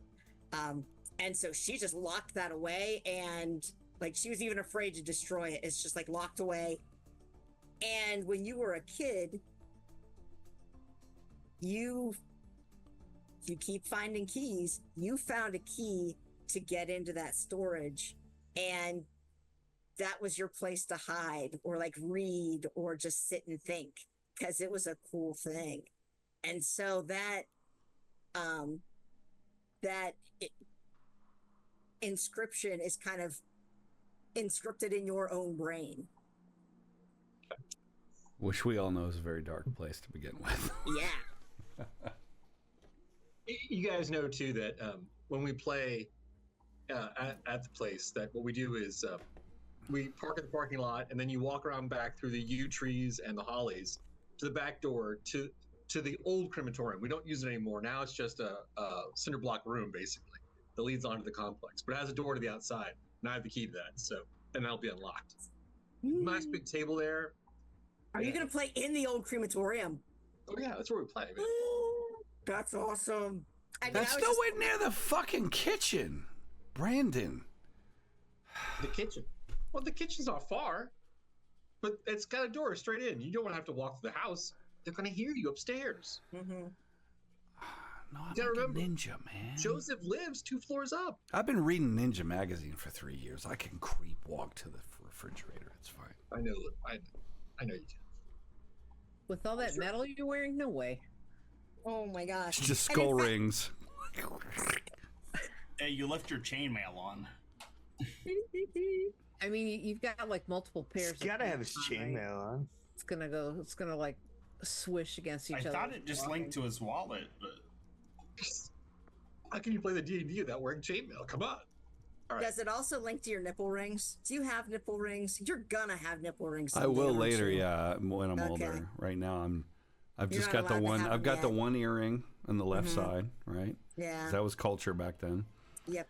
And I think sometimes I wear the one that's got the roach clip on it, so I can It's got a feather in it. and a feather, yeah, on the it. feathered roach Little clip. Get feather it at the thing. carnival. And Yeah. I've got the like poof now. It's a little bigger hair. I've Oh, got. yeah. I think I'm wearing a Def Leppard shirt right now. It was a gift Anthrax shirt, man. It's the one I got you for your birthday. in '85. Yeah. Yeah. Fuck yeah, man. All right. Danny, you bought a male friend a birthday present in 1985. Mind your business. He's not a male Hey, friend. sorry. He's my Had to- fucking bro, man. He's got some good banging tunes. That's right. that band name, great music. Get off the. What are you gonna be, our manager? Wait. What? I Maybe. could be. Oh, wait, Hey. yeah. All right. I run the game. Oh, yeah, that's not a bad idea, man. Shit. Why didn't I think of this before? You just blew my mind. Because you're stupid. But Might be You got because hit in the you're head too many stoned all the times by time. Danny. like. You and Danny have been sharing your fucking So brain like a little- cells. no, he doesn't. He doesn't let me hit him anymore since I knocked him out. No. Yeah, I know. Yeah. You guys aren't doing that choking thing, are you? No, They're into it. They're weird. Choking thing? Only on No. Wednesdays. Let's go. Brandon. thing. Brandon wants to go hang out with the. What fun is that, dude? Let's go in the main house. This is where the bodies that are intact are. Yeah. Now, Yeah, before you there's get got to be to one that's not done yet. before you get to the funeral home, let's you go. all have to go home because you have to get your stuff. Yeah, I got to get the video Okay. camera. So just so you know that, but yeah, totally. And Brandon is like, he's already started working on bodies. I mean, your taxidermy skills started with like preparation for bodies, and so yeah, you've moved up. Your skills are good enough that you're working on corpses. You do a nice job. You know what? Everybody goes to your funerals and they say, "Oh man, they look so good." It's because of you. Are you doing their makeup too, Brandon? Oh yeah, are you kidding? Yeah. Of course. You can't I have a all make lot of them look black like. eyeliner, No. You can't make them all look like they sing for the fucking Cure. That's weird. Not all of them, of course. That's somebody's grandma. His Each cousin body- B like wipes that off. Each body must bloom in its own unique way. But not like flock of fucking seagulls, man. Look at this. It's like. Brandon doesn't take it personally because he knows that you have no training. So he's like, okay, sure. Yeah. One day I'll come over to your house and show you. That's right. Oh my god. So I guess who do you drop off first? Who takes the longest to get ready?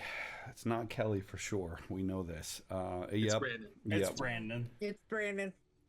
Yeah, and actually, yeah, because He's we'll have to gotta get put on home and his make sure everything's eyeliner. okay. Oh, and honestly, I pull up about two houses down like we agreed, because he's technically not supposed to be hanging out with me after that one thing that happened. Yeah, it's not great. I pull my bike out of the back of the car That's why he brings it. and I ride my bike down. Nice. How are you guys?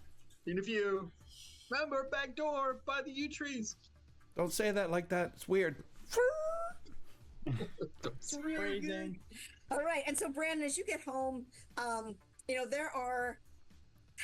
it's always chaos because there are viewing hours and like people coming. You've got the shop downstairs. Then you've got on the first floor, you've got all of the workshop area down in the basement, and that basement is pretty extensive. Mhm. But the funeral home is right next to the old canal, and so so it's right there. You've got your Uncle Joe, you've got your Aunt Bev, you've got these 3 older cousins that are there, Bea, Becky, and Brenda, and they're always in your business, because you're gonna be part of the business, and so, and you're kind of like their little brother. Your parents, your dad is Joe's brother, and he is not cut out for the shop at all. He does something complete, like your mom and dad do a lot of traveling for business, and it's some vague thing. You're not really even, you don't even really care because it's not the funeral business, and so who cares? And so you tend to stay with your Uncle Joe and Aunt Bev almost exclusively now.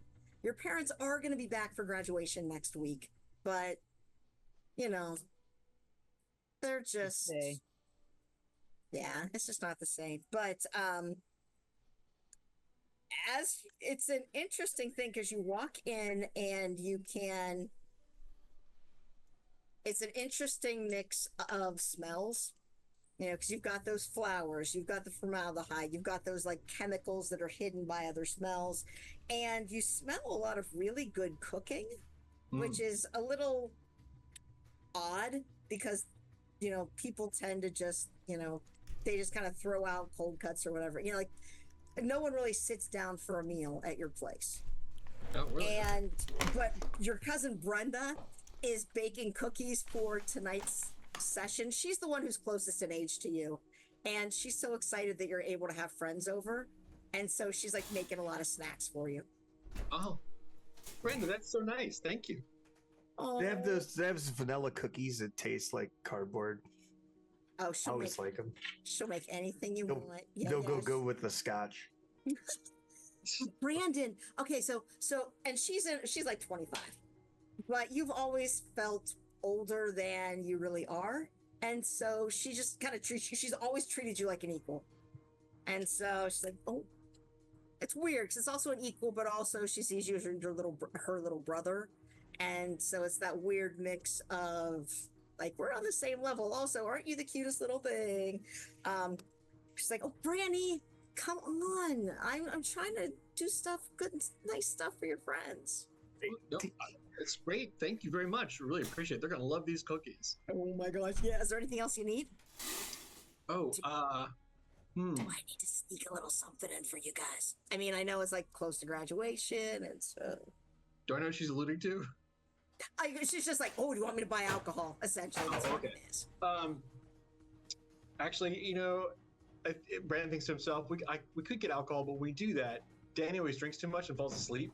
So yeah, it's not good. It's not good. Oh, you know what would be good?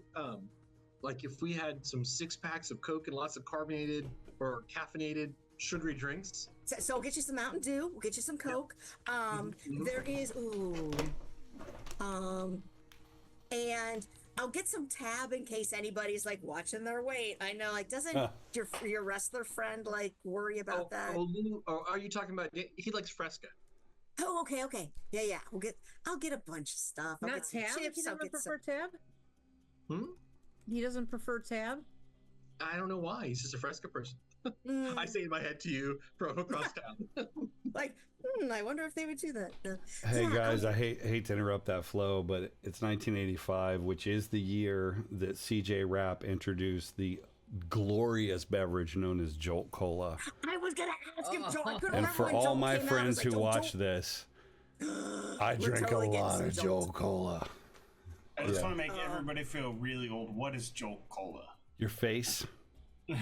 It's the internet. Go on the internet. It's there. It's I think it's called Tyler Fuck You. I just want to grab everybody and right under the bus. So it's like 6 Monster energy drinks full of sugar. And one 12-ounce can of Coke. So the slogan was all the sugar and twice the caffeine. That's right. And it came in a beautiful little glass bottle. Sounds really good for your heart. It was not, which is why they disbanded. Yeah, it's good. I didn't care about hearts in the 80s. Dude, we used to no-dos. I mean, come on. we used to pop Vyvern. I love that stuff. And then this can looks like it would poison me. Yeah. Followed by White balls. Crosses you could buy at the gas station. White Crosses. Followed by balls. Pure epinephrine. That's what Kelly's living So- on right now. So 1 can of Mountain Dew Code Red, Tyler, has 55 milligrams of caffeine. 1 can of Jolt Cola had 72. Oh, it's not that much. Yeah, it's really not that bad compared to my But morning. it That's felt like, bad. But it felt Yeah. like it. Yeah. Right. And remember, we were like relatively Oh, caffeine yeah. naive. Like Yeah. high schoolers didn't drink coffee. Yeah, back in and '85. Yeah, we didn't have cola all day long either. Right, you didn't drink it all day long, Back in so the you late got 20th century, they didn't do that sort of thing. It's the late 20th century. This is for Tyler. back in the late 20th So century. yeah, Brenda, sure, some Jolt Cola would be fantastic. Thank you. Oh yeah. thank you, Dan. That's for me. That's from Some you. lemon lime, Absolutely. some lemon lime Gatorade. Hey, I guess so. You mean just Gatorade? Yeah. No, lemon lime. It's gotta be lemon lime. Only pussies drink the orange and red. Okay, so Brandon, your this friends. lengthy beverage discussion with Brent. I will get you so much stuff. You guys are gonna be awake all night because you're playing all night, right? Yeah, And that's the we're cool going for a thing to while. do. Yeah, probably I till got you. you say it's Friday night, right? It's Friday night, yeah. Yeah, we'll probably play till dawn. Awesome. Now, don't forget that we have a viewing tomorrow that's going to start at 11. The family will be here probably around 10. So your buddy should probably be out of here by 8, just to make Well- sure everything's okay. I know the way to get from the old crematorium to the kitchen through the back route. I mean, we will definitely stick to the private part of the house. Oh yeah, yeah. Downstairs, back staircase. No one will know we're here. I'm not working tomorrow, am I? I don't think so. I don't think you're working this weekend at all. It's I mean, it's like an old prissy lady's family, and so they're not gonna want even when you wear your uniform, they're gonna hate you, and so we're just gonna keep you hidden. That's okay. Okay. I mean, some of those old like Nancy Reagan bitches are, and so it's okay. I kind of wish I could hide myself as well, but gotta have my cat in front of the lamp. I don't know. Sorry. Yeah. So don't worry about it. We'll have plenty of stuff. Awesome. Yeah. Are you okay? Oh my God. Sorry. Am I okay? Are you okay? Sorry, I just hit my. Oh, you just Yeah, you did. What happened? Yeah, my cat just hit my Oh, blame the cat. I totally blame my cat. All right, sorry, let me. Nothing worse. Jeez, stupid cat. Does that throw off the frame? I'm sorry, that's totally Yep. throwing things off. No, you're Shit. good. All right. It's 'cause I just don't- it's just video off. You're there as Keeper Chantel. It's if Okay. you disconnect from the meeting that all hell breaks loose, and I can't recover Okay. easily from I it. think I gotta change. I don't know why my camera's being stupid. Oh, You should there's you that. should Oh, get her there to come. she- You should get her to come hang out with us, Brandon. There she goes. I I'm mean, sure she'll pop up. I'm no doubt about it. I will work with her on the beverage list, everything else, and then I Absolutely. will go up to my room, and then I will get the old crematorium ready, like the game table, the chairs, make sure everything's set up properly. that's awesome. Excellent. All right, who do you drop off next, Lou?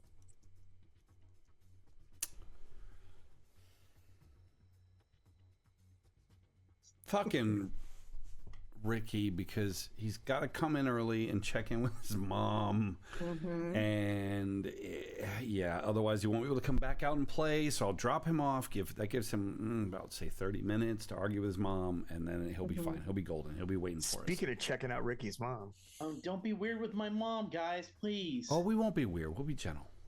I won't be Okay. weird with your mom, Ricky. can we come in with you? She'll be Tell her hi, weird with Yeah, your we mom. can Yeah, we come in with him. Yeah, we want to come in. we can walk you in the house. Yeah. Oh yeah. You don't. I don't. No. I mean, I gotta use the bathroom, man. Straighten your tie before you go Well, in. Talk to use your the mom while bathroom, you're in right? there. All right, just keep Hey, it like normal. this Seriously, time, okay? tell her she owes me. If she would just at least pay me $5 from the rake job that I did for her, because I got to pay my bills or whatever. You know that. Like, you want me to give you the money? He'll work it off. In a Get the different fuck way out of for my her. van, Ricky, and straighten your Okay, tie. fine.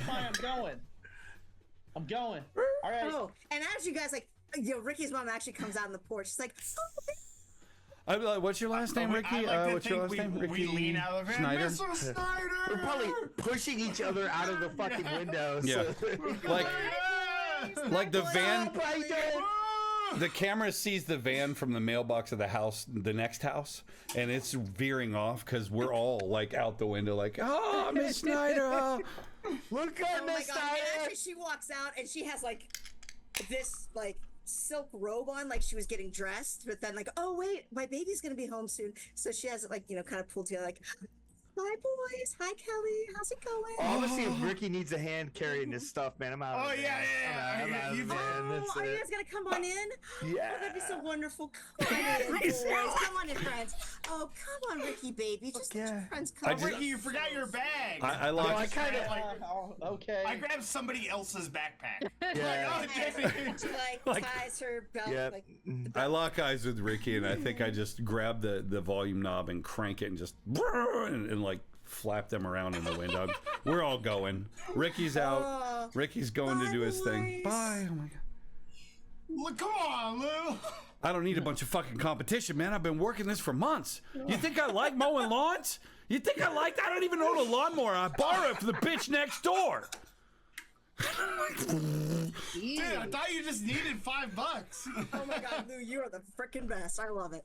So, yeah.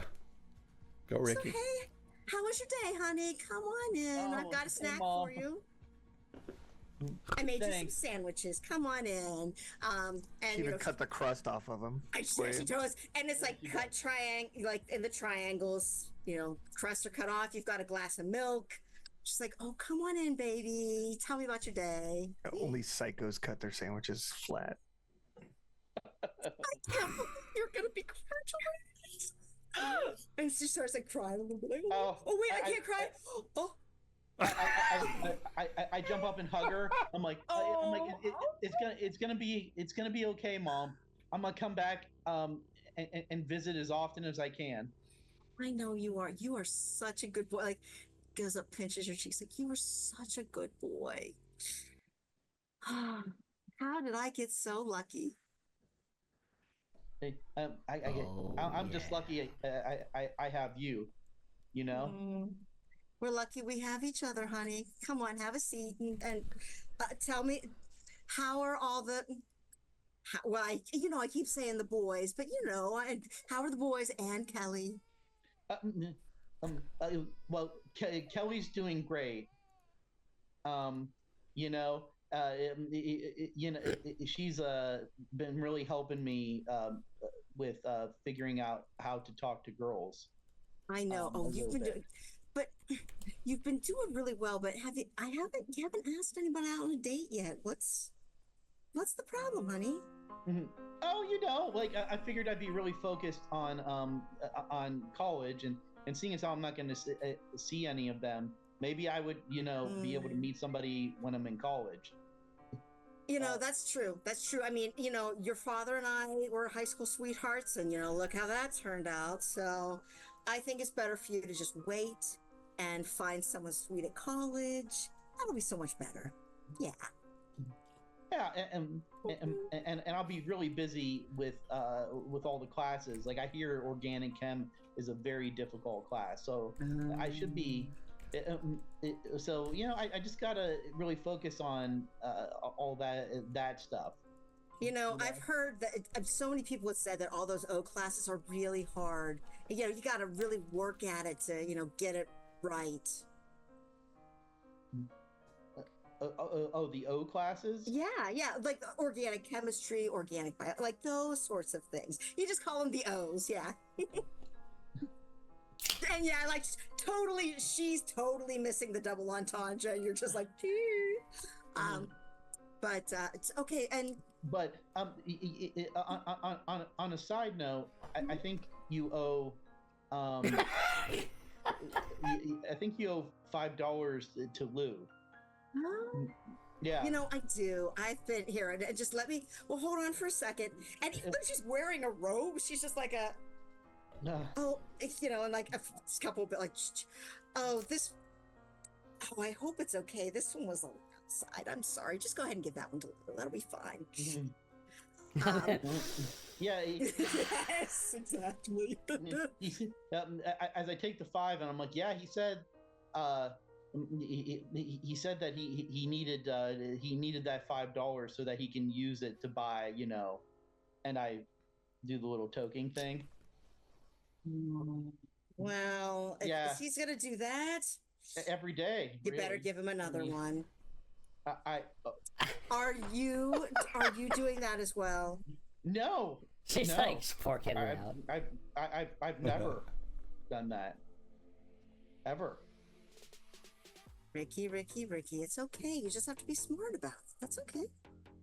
It's all right. And especially when you do it at home where it's safe. That's why I love having, I love having your friends come over, because then I feel like you're being safe. That's why I buy the extra black velvet. I know you guys like it. And again, you're being smart about it. That's all. I just want you to be smart. Like my smart little boy. Oh. Okay, now you are gonna be, and just like kiss. Oh, and she is so. Oh, you poor thing. I'm so sorry. But she's like, okay, sweetie. Now, what are your plans for tonight? I know that you're playing something tonight, right? We're playing. We're playing that interactive role playing game. That I've talked about. Mm-hmm. Yeah, it's gonna be the end of a big campaign. Oh my gosh. Mm-hmm. Oh, I'm so proud. And really, that's really smart of Sam to, it's like make sure that it all works out so that you're all like, coming to the climax of that story at the same time. I love it. That's wonderful. Yeah, the climax. Yes. Sam's really brilliant. I think he's going to be like a really important guy one day. But we are going over to Brandon's house. Mm-hmm. Ricky, let me tell you something right now. Sam is a really important guy right now. And he will always be a really important guy. Because he cares about his friends. He is very loyal, and you know that. He has been so good to you. I'm really. Yeah. I'm sorry. I'm getting all. I'm sorry. So there's been a lot of emotions anyway. So yeah, you said you're going to Brandon's. Okay, the funeral home. That's fun. That'll be exciting. Be careful. Don't touch any dead bodies, because that can be a little gross. Oh, actually, I packed your bag for you. I put in extra socks, but I know that you don't like touching icky things, and so I put in, and she pulls them out, and there are a couple of pairs of dishwashing gloves. Oh, and so just you never know what you need, and so I put those in for you as well. Yeah. That probably won't get me made fun of or anything. I'm sure it won't. Your friends are so kind. I know you don't like to hear this, but I was coming home from the Dominican last year was really hard, and without your father, some of our friends decided that I, on my own, were not important enough to be friends with. And, your friends really embraced me. I loved it so much. They just so kind, so generous, so willing to give me their time. And so I'm really glad that you have a group of friends like that. I think they're actually better than, you've made some new friends this year, and that's great. I love that you have new friends, or more friends, but they're not as real as these ones are. Do you know what I mean? Yeah, I do miss hanging out with Sam and Lou, and even Brandon and Danny. Mm-hmm. Yeah. And Kelly's so smart. Kelly is awesome. I'm glad that you guys have been studying together, and I mean, you know that everyone is just welcome at the house anytime you want. But, so as you're moving ahead this summer, before you head off to college, feel free to have them over anytime. Yeah, Mom, would you tell me if any of my friends were like acting weird around you? Oh, sure. What do you mean? I mean, like, I don't know, like if they were like peeking in your window or like. Well, honey, I'm on the second floor. Our bedrooms are on the second floor, so that seems a little weird. I mean, it would be weird if they were looking into my second bedroom, The thief can climb, baby. Climbing skills 96%. Oh, of course. No, seriously, your friends are all absolute gentlemen. I mean, I guess even Kelly is gentlemanly. You know what I mean? Like, she's just very polite and courteous. That's all. They've all been so kind to me. They would not do anything weird at all. Don't worry. I am a perfect gentleman. That is correct. She is a perfect gentleman. I just kind of nod. Yeah, but you just let me know if there's anything like weird happening with any of my friends or if they're acting weird, Do you think I'm acting weird around your friends? I kind of like briefly look down at her somewhat exposed bosom and I'm like, no, not at all.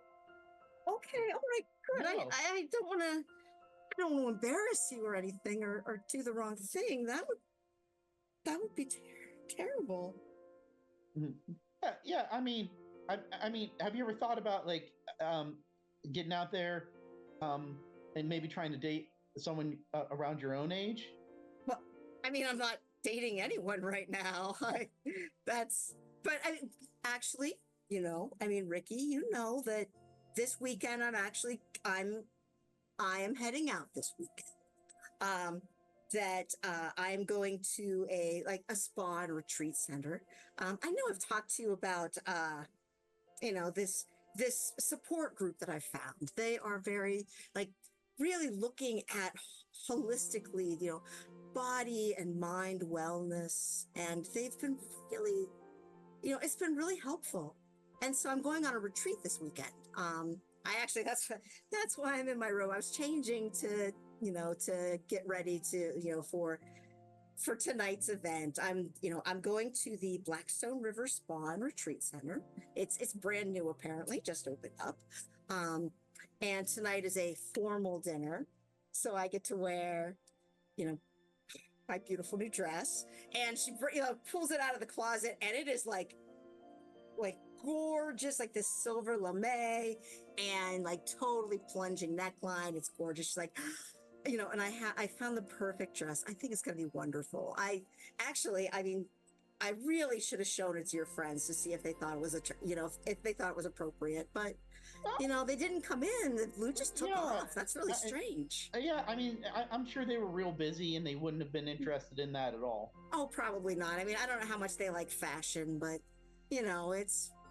But my little ducky loves to play dress up with me. Oh my goodness. Do you remember when you used to dress up in my dresses and wear my shoes around? Oh my God, you were so cute. Yeah, I mean, I don't really remember that, but yeah, I mean, I remember we were always really close.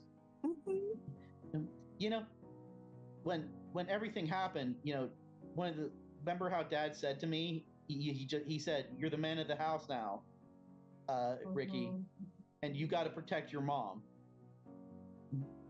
Yeah, so if there's really, he told you that? He should have told you that 20 years ago. I'm sorry. I'm so sorry. I apologize. Sorry. I know that I'm trying. Your father and I have some issues, and I'm trying to work on those. I don't want to bring you into the middle of our whatever this is. I mean, I know that. So you actually talked to Dad? I mean, I called him to let him know about your when your graduation was, and that you would be speaking at graduation. Is he actually going to come? I'm not sure. Juanita said that he wasn't home and that she'd give him the message. Sorry, that was so mean. I'm sorry. She said that she would give him the message, and so I'm sure that he will be here for your graduation. I'm sure he will be. You don't even need a psychology check to know that she's just like, she's not going to be there, and she's just lying to you. Sorry, baby. Yeah, I every time I call, I either get Juanita or I get no answer at all. So that, it's not a big deal or anything. Well, we don't need him anyway. We don't. We don't need him. We don't need him anymore. And that's okay. That's okay.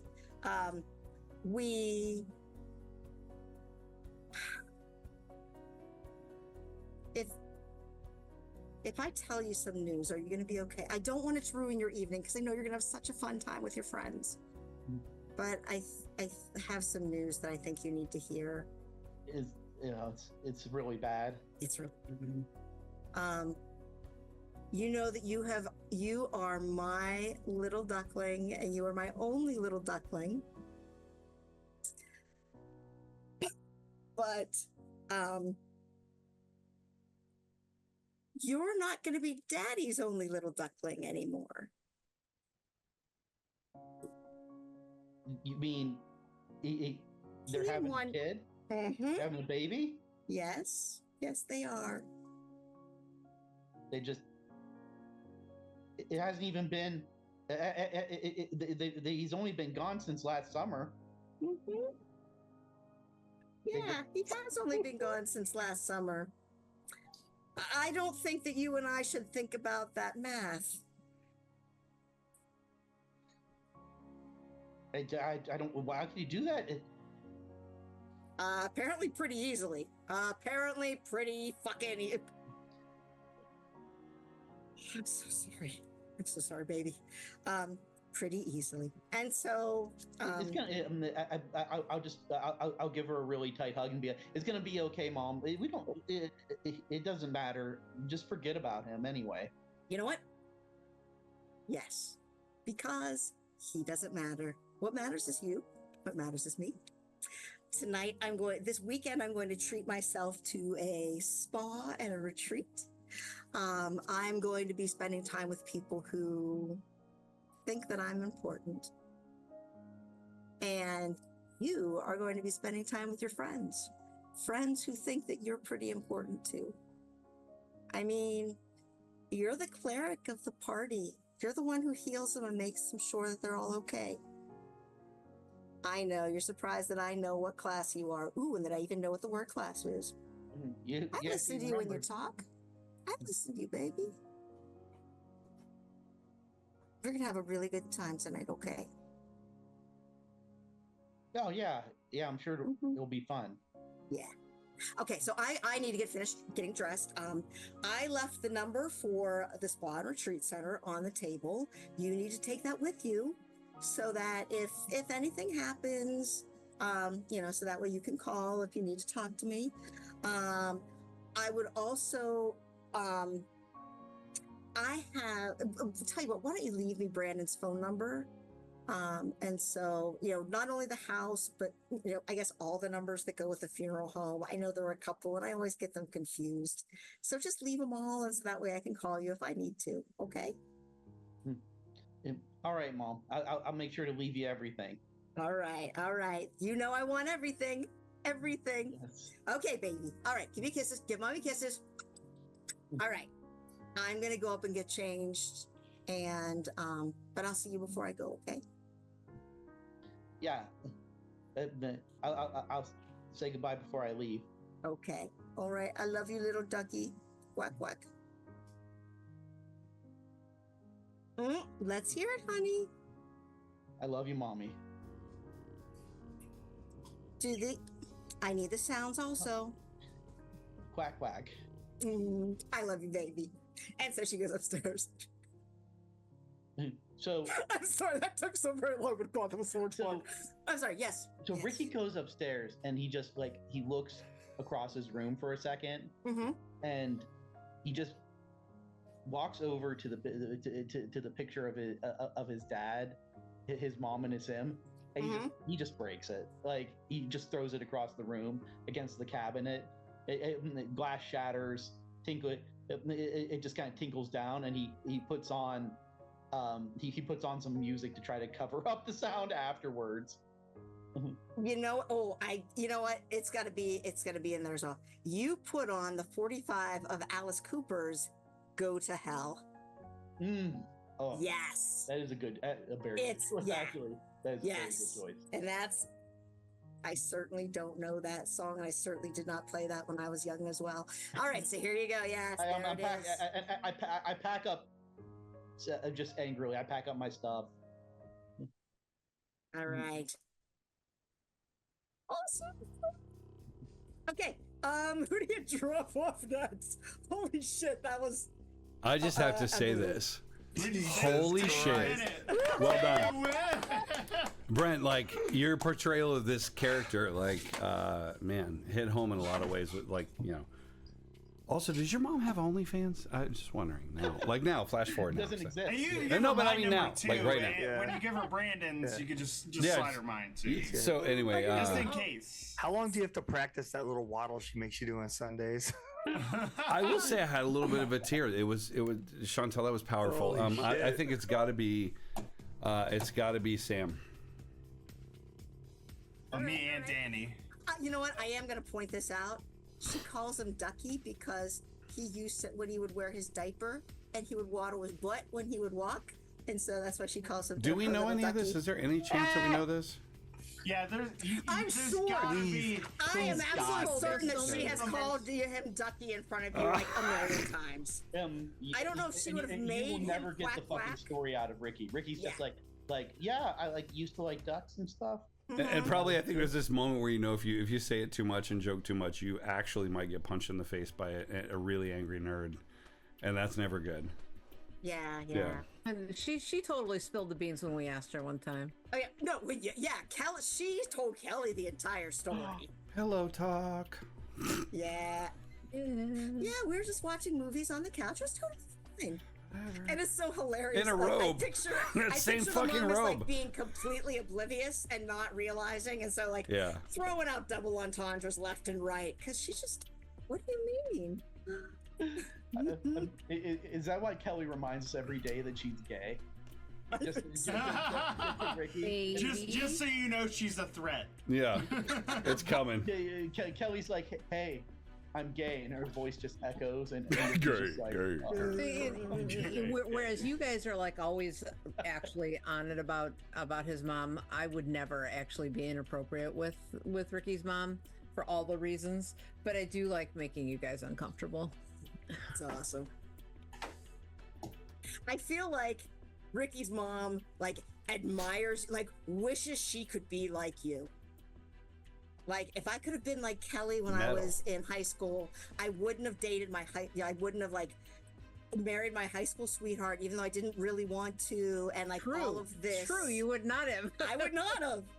But then I wouldn't have had my little Ducky, and so I mean that's. I can't wait to see you later, Ducky. Oh my God! Let's drop off Sam and Danny at their parents' place. I forgot they were brothers. Yeah, this is for you, Brent. Stepbrothers.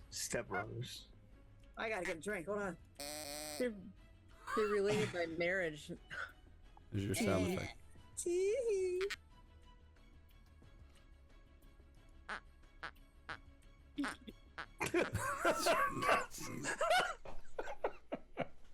that a little duck sound? It's a little ducky. Oh my God. Yeah, I found it. All right. So yeah, we pull up. I think I don't know that there's. Remind me, guys, what your home life situation is. I think it's pretty chill, right? Well, and I was going to ask too, like, because I'm assuming that you wouldn't have necessarily, like, you would have moved into a new house completely. So like not Sam's place, not Danny's place. Like when they got married, they probably would have gotten a new place. That's But it's Sam's mom and my dad. Is that right? yeah. Yeah. And so that means I get the better room. Well, we've got the mixed marriage and and the blended families and there's a lot of that means I get the better room because my mom's more important. You're just an add-on. I was here first. No, our sister's an add-on. That's why her room is next to yours, so you can easily go get her when she wakes up. And I always have to sleep because I got to be at swim practice at like 6 a.m. So, sorry. I'm sure. And that way my room's closer to the garage. It's on the other side of the house, so that way I can go work out in the garage. Well, why don't you go swim a couple laps and work out and get the fuck up? Dude, I got to get back and pick up Ricky. I'm thinking I could pick up Ricky first. Wait, no, you gotta wait for us. You gotta wait for us and then go pick up Ricky. Before you pick up fucking Ricky. Better not fucking go. I gotta go to my house. I gotta get the video camera. Yeah, like I gotta get my dice and the video camera and the jolt. Yeah, I'm gonna grab my fucking books and we'll be out in a minute. Yeah, we'll be out in a second. Books. He just needs like a couple minutes I always and he'll be am fine. so tired of sitting here listening to your parents bitching. Okay. I'm gonna go through the garage. So that way I can get straight to my bedroom and not have to walk through the kitchen or living room or anything like that. Sam just braces for impact and fucking just walks right in the All right, so we got Danny first. So Danny, as you're going into the garage, you run into your dad. He's in there working on a car.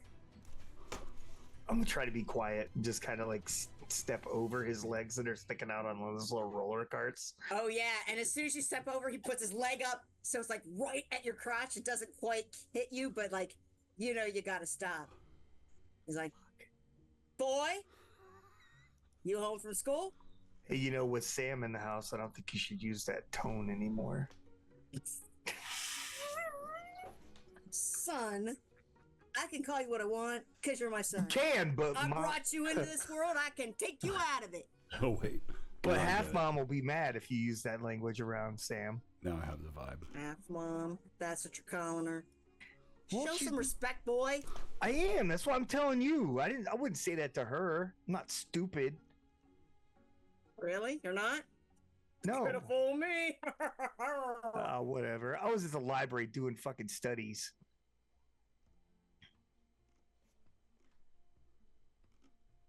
And like rolls out from under the car, looks at you. I'll pull out a book out of my book bag. I was like, see, look. Oh, my boy! Finally learning how to read. All right, good. Good for you, man. No problem, man. All right. Cool. You need like a 10mm wrench or something? Cause I got shit I gotta do. Yeah. Give me that over there. You All right, know what I cool. need. Go. Yeah. Oh, it looks like that socket's not here. You must have misplaced it. And I'll kind of take it and put it in behind another thing. You know what does it? I was just like, do a sleight of hand check. Nah, his dad just don't even pay attention. This is awesome. All right. And so he is.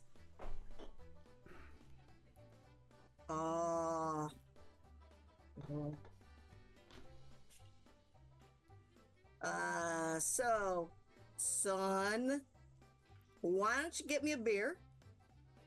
And after you get that beer, get me that wrench you just hid. And then get your ass out of my garage because you're a waste of space in here.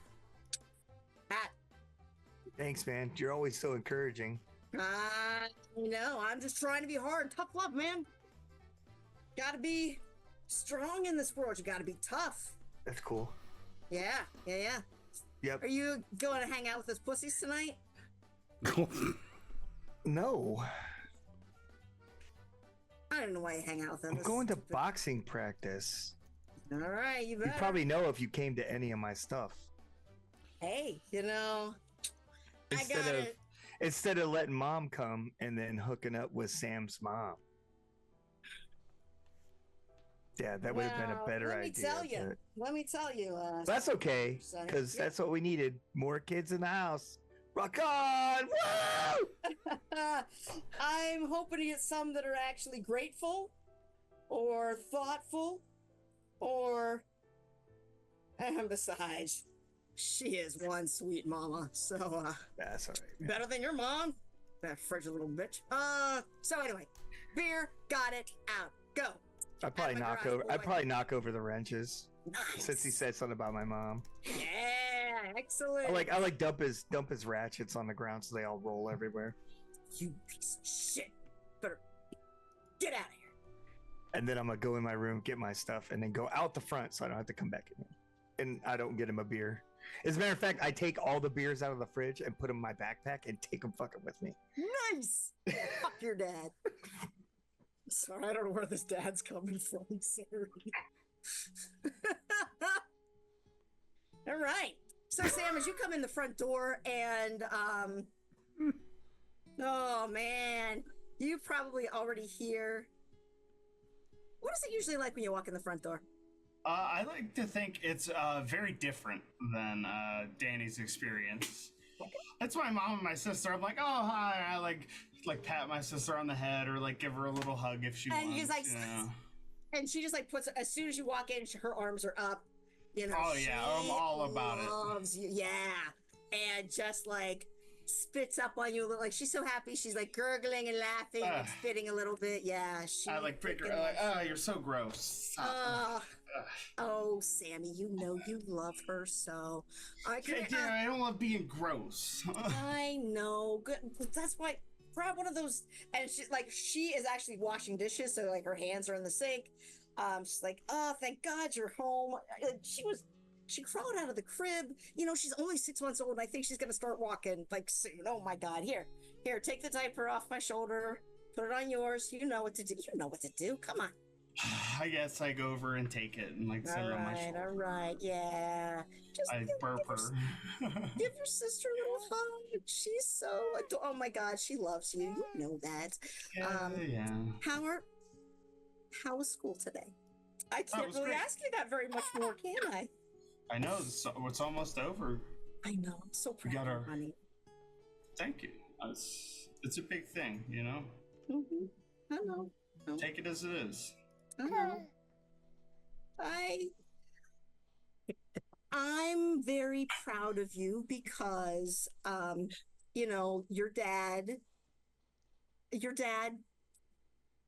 He's dead. Your dad made poor choices, and you are not. You're making really good choices, and I'm so proud of you. I appreciate that. And like she sniffs a little bit, and you sniff a little bit, and you're like, "Oh, my hands are in the sink. Can you go in and change her?" Thanks, honey. He sighs and takes her over there and pulls out the wipes. And... Is Danny around? Yeah, he went in the garage. Is Rick here? Yeah, he's in the garage. Tough choice, Danny. Yeah, yeah. You know, that man. That man has a lot of good in him. He's here. He is here. He's here. That's about it. There are some good things that, you know, there are some good aspects to him that you don't see. But the way he treats his son is not one of them. And that's why I sure hope he treats you better. He does. He does. Oh, I don't know if you want. Don't even make it a psych check on that because I don't think you want to know. None of us want to know what that actually is. But yes, he does. He does. It's okay. And he treats Jessica very well. I think he's the kind of dad that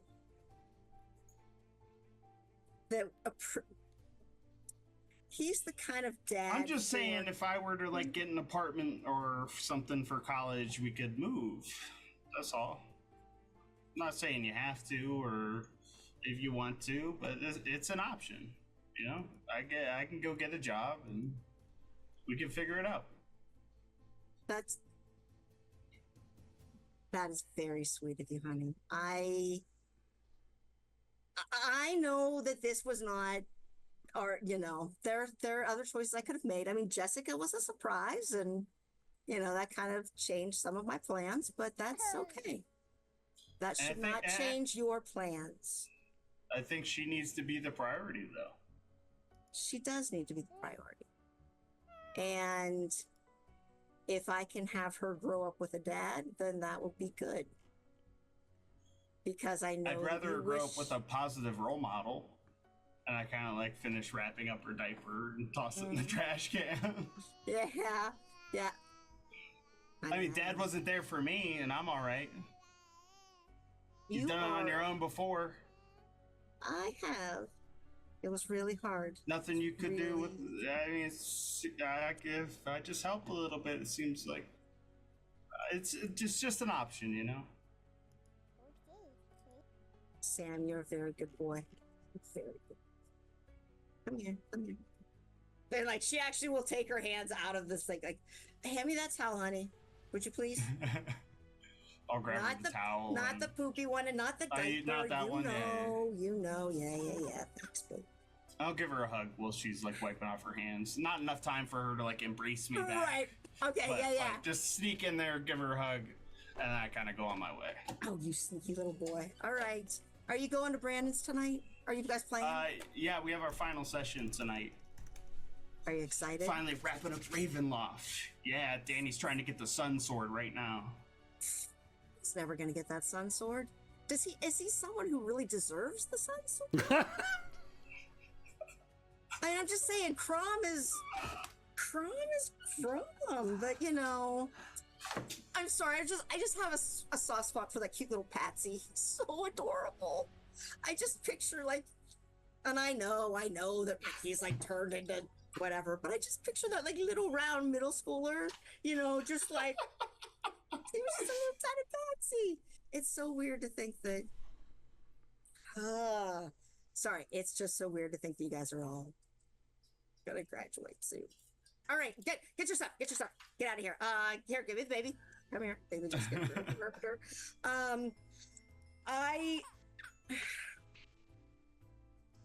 And as she's grabbing him, grabbing the baby, you hear the phone ring, and she's like, "Oh, Sammy, go get your stuff. I gotta take this, okay?" And I kind of stand by and listen. Like I just look in the fridge just to make sure it's nothing important. Yes. Oh. Like beer. Hi. Yes, Alice. Hi. Yes, I'm so excited to see you tonight. What? Oh. Okay. Yeah. That's understandable. Those kinds of things come up. That's okay. Don't worry about it. We'll get you next time, okay? All right. Yeah, no problem. Thank you very much, honey. All right, bye-bye. Yeah, I'm gonna kind of slide out there before that conversation ends, and grab what little beers in the fridge, probably at least Sam? the fridge in here. Sam, can you come back in here, please? And I turn around. Okay. You know that I love you so much, right? It's never really the start to like a great sentence. It's like when you're already prematurely apologizing without apologizing. Yep. You know that tonight is our anniversary and we were planning to go out. And Alice was going to come over and babysit. Alice cannot come over and babysit. Oh. Rick will not be happy if we don't go out and celebrate. Thank God. You and Danny. I mean, I could go have a conversation with Rick. No, you should not have a conversation with Rick. No, I don't want that. Because I would love to have a real deep talk. I know you would, honey. I know you would. And no. You guys are going to play at 9, right? Yes. Jessica will be asleep by then. If you just... I can't take a sleeping baby to a morgue. Yes, what you the can. fuck, Mom? It's also a home. It's a home. You're taking it to Brandon's house. Oh, fuck. Because otherwise, I can't let you guys go because you'll need to stay home with your sister. So, I'll call Lou and see what everybody wants to do. you know she sleeps through the night, and you know that if you give her a little bit of, if you put a little brandy on her gums. I can't interrupt the finale, Mom. I know. I don't want It's you to like interrupt. right at the end of the, right at the end of the movie. You I can't don't want you can't go to the bathroom at the end of the movie.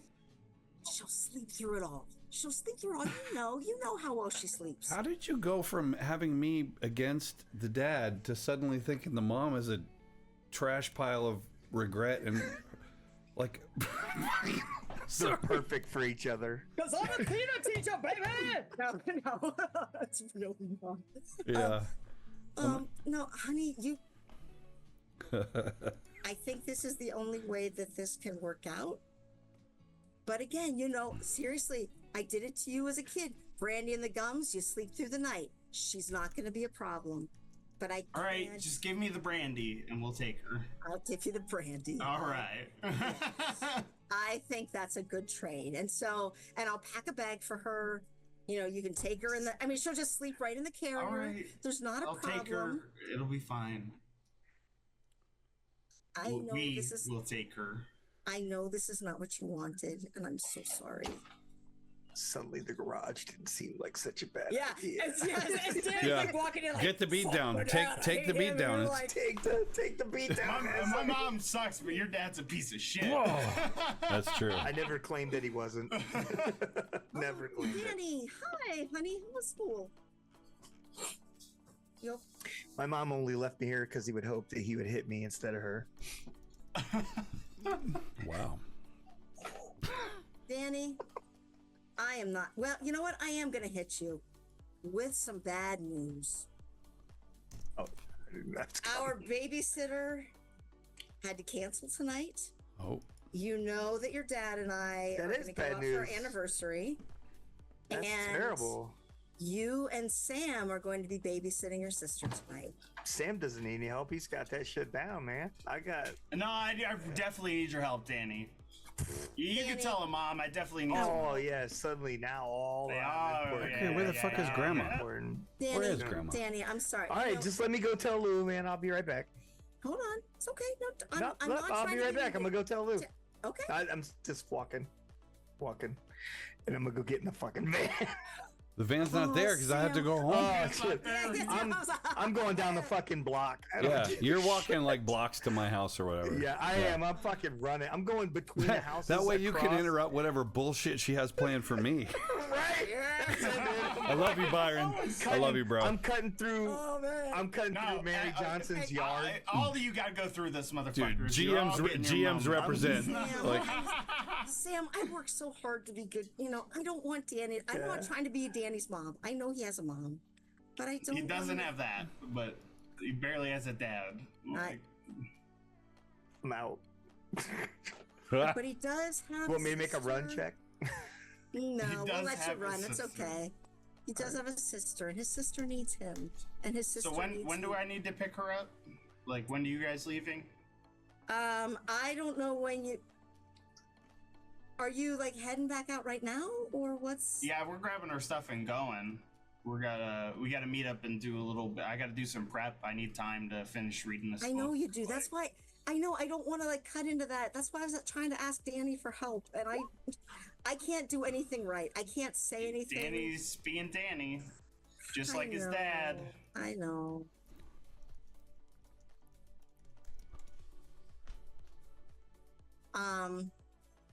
If you would like, are you going over to the funeral home to do your prep, or where are you going to be?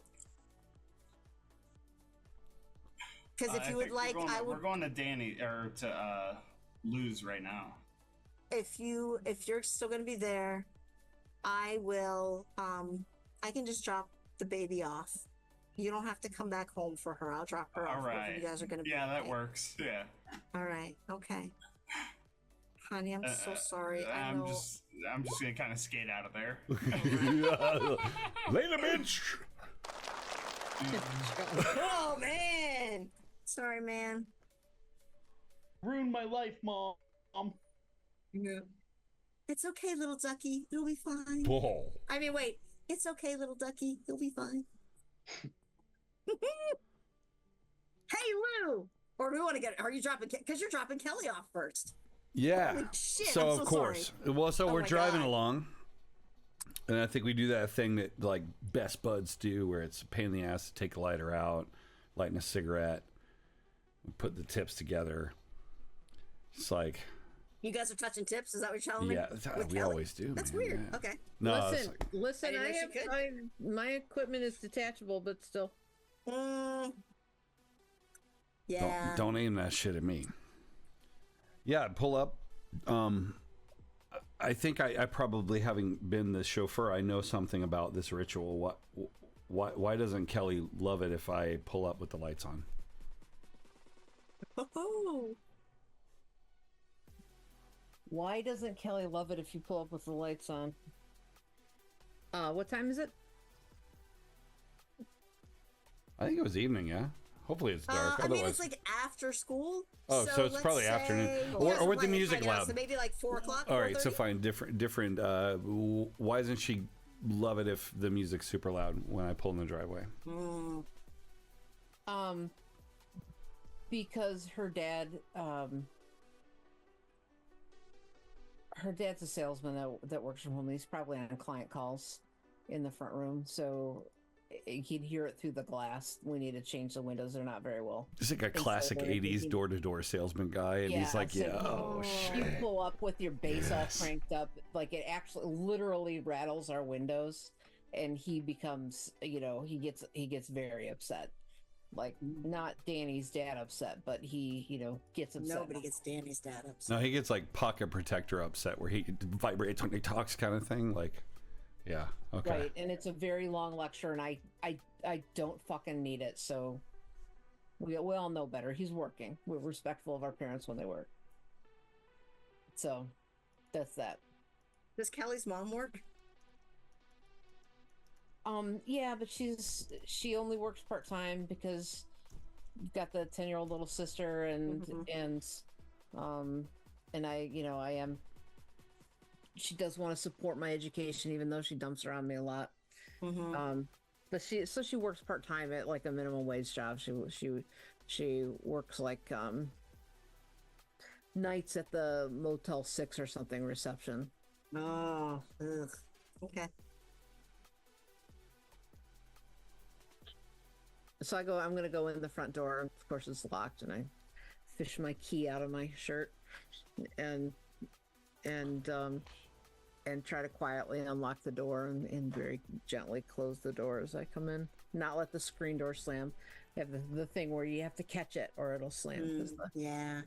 we don't have those fancy spring-loaded hydraulics. Yeah, and as you walk in and you look to like the right, your kitchen's off to the right, and you can see your dad at like the kitchen table. Because you have the Telephone one cord. phone. Yeah, that's like huge. Yep. Yeah. And he's there talking, and he looks very. You can tell by the look on his face that the call isn't going well. And then as you turn to the left, and your little sister Anna, who's 10, is right there. Just like we've been waiting for you to come out. What else is new? Now, what have you been doing? Were you with your friends? I was at school. Did you? It smells like smoke. I'm gonna tell Mom and Dad. So Mom's gonna kick your B-U-T-T. she can go ahead and kick my BUTT. I'm 18 now. She can't tell me not to smoke. Mom won't tell you what to do. She's gonna tell you what to do until you're 102. Okay. And she's so weird. Like, she makes faces at you. She's like, and Anna is like chaperone Anna. She's right there always. She's always watching what you do. She like breaks into your room. She goes through everything. Like, she is just, I mean, she's a pain in the ass, but she just like wants to be you and wants to be around you so much and wants everything, but also is going to tell on you. And she's exhausting. I have started I I keep my journal with me. I don't leave it out. And That's really smart. Yeah, because she read it one time and then she told mom. A bitch. And luckily it was like you're in ninth grade, and it was just like, and then she kissed a boy and she wrote about it, and then she kissed a girl and wrote about it, and then she like kissed all this stuff. And yeah, you and your mom had to have like a talk, and it was, do your folks know that are you out to your folks? No. Okay. No. I don't think they care about stuff like that at this point. No. Honestly, I don't think they care because they just assume like that's just even a thing. What are you talking about? Well, of course you're gonna, I mean, that's great if you want to go to college and you're so smart and you really should. And then you're just gonna find a nice guy and settle down and get married. Find a nice boy and Yeah. blah blah blah. But it's fine to get an education. Absolutely, it's a modern. They're probably members of NOW and all that, and pro all the things, all the women things, since they've got two daughters. Yeah. And so, I had a thought and I lost it. I'm sorry. I was going to tell you about how I keep a separate diary now, and it's like one of the ones that has a unicorn and sparkly on the front, and it's probably actually a bigger one that was also like a sticker journal. And, Yeah. We have the scratch and snips and the googly eye ones, and I keep that, and it's like a decoy, and so I make entries in it, and I keep it under my mattress. Oh, that's wonderful. For Anna to find. Yeah, and every once in a while you'll find like chocolate fingerprints. Yep. Or like one of the stickers has been removed. Yeah, yeah. Like she needed to take it. And I mean, I intentionally don't put the stickers on all the way. And it's like an open joke between us now. The stories that I write in it are outlandish, outrageous, and so that's replaced. And I'm hoping that supplants at least partially her desire to really snoop. That kind of secondhand attention and stuff like that. So we have an outrageous series of stories that we tell. That's really clever. So when she's kind of getting in my face about the smoking and stuff, I drop down to my knees and playfully ask her what she's going to do about it, and like tickle her a little bit. What you going to do about it? You know what I'm going to do? What you going to do about it? I'm going to take all your cigarettes. Yeah, and then I duck down and shoulder her in the belly and pick her up, stand up, I can pick her up on my shoulder and spin her around. You're so strong. Oh, I miss this. Alex used to do this to me, and now you do. Gigs. He did it with me too. I know. I love it. I love it. Did you know that Alex is coming home next weekend? He's coming home. He's coming home for your graduation. He was able to get leave. Oh, wait, that was a secret I wasn't supposed to tell you. That makes my whole face lights up. It was supposed to be a surprise, so be surprised. Okay, I'll be surprised. All right. I won't tell if you don't tell about the smoking. I won't. Okay. And then she like puts her head up, gives you a big smooch on the cheek, and then runs off into her room, into the room that you two share, because of course. You have to share a room with your little sister. Yes. And you can hear as like she's running off, and you can hear your dad, hang up the phone, and he's starting to like dial again, and you hear the like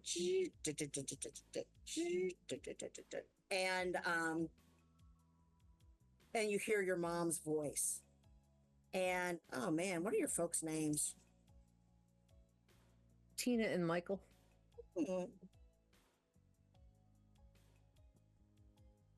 And you hear your mom, and she sounds really tired. She's like, oh, Michael, how'd it go? How was the phone call?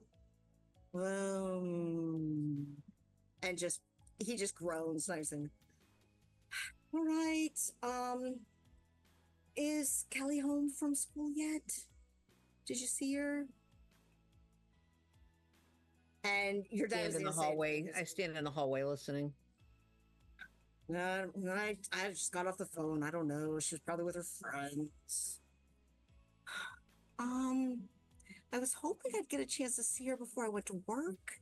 I know that tonight is like she's doing something special with her friends. I can't playing some game. I can't remember, honey. I'm pretty tired. Your dad's like, oh, I don't know what she does. She just hangs out with all those guys all the time. Why does she have any female friends? Why does she hang out with girls? What's going on? Honey, I don't know. Don't worry. She's just a tomboy. She'll grow up. It's okay. You know, she always wanted to be just like Alex. And so just be glad that she's not going into the army, that she's actually going to go to school. Okay? It's all right.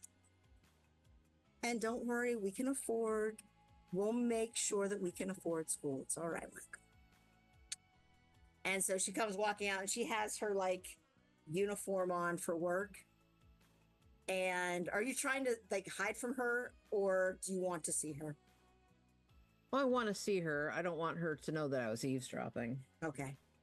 So she comes out like, Anna, Kelly, I'm gonna head. Oh, honey, hey, how was school? It was great. I met with Mrs. Smithers about the college stuff and just about done with my speech and yeah, that was it. Everything's kind of wrapping up. It's kind of getting boring, but okay. How are you feeling about that? Are you okay? Yeah, I think I'm ready. Been working. I'm ready. Yeah, you have. I'm so proud of you. You have. I know that things have not been easy for you. And things have not been easy for all of us. And, but we've done everything together. We stick together. We can do this. And, you know, when you're,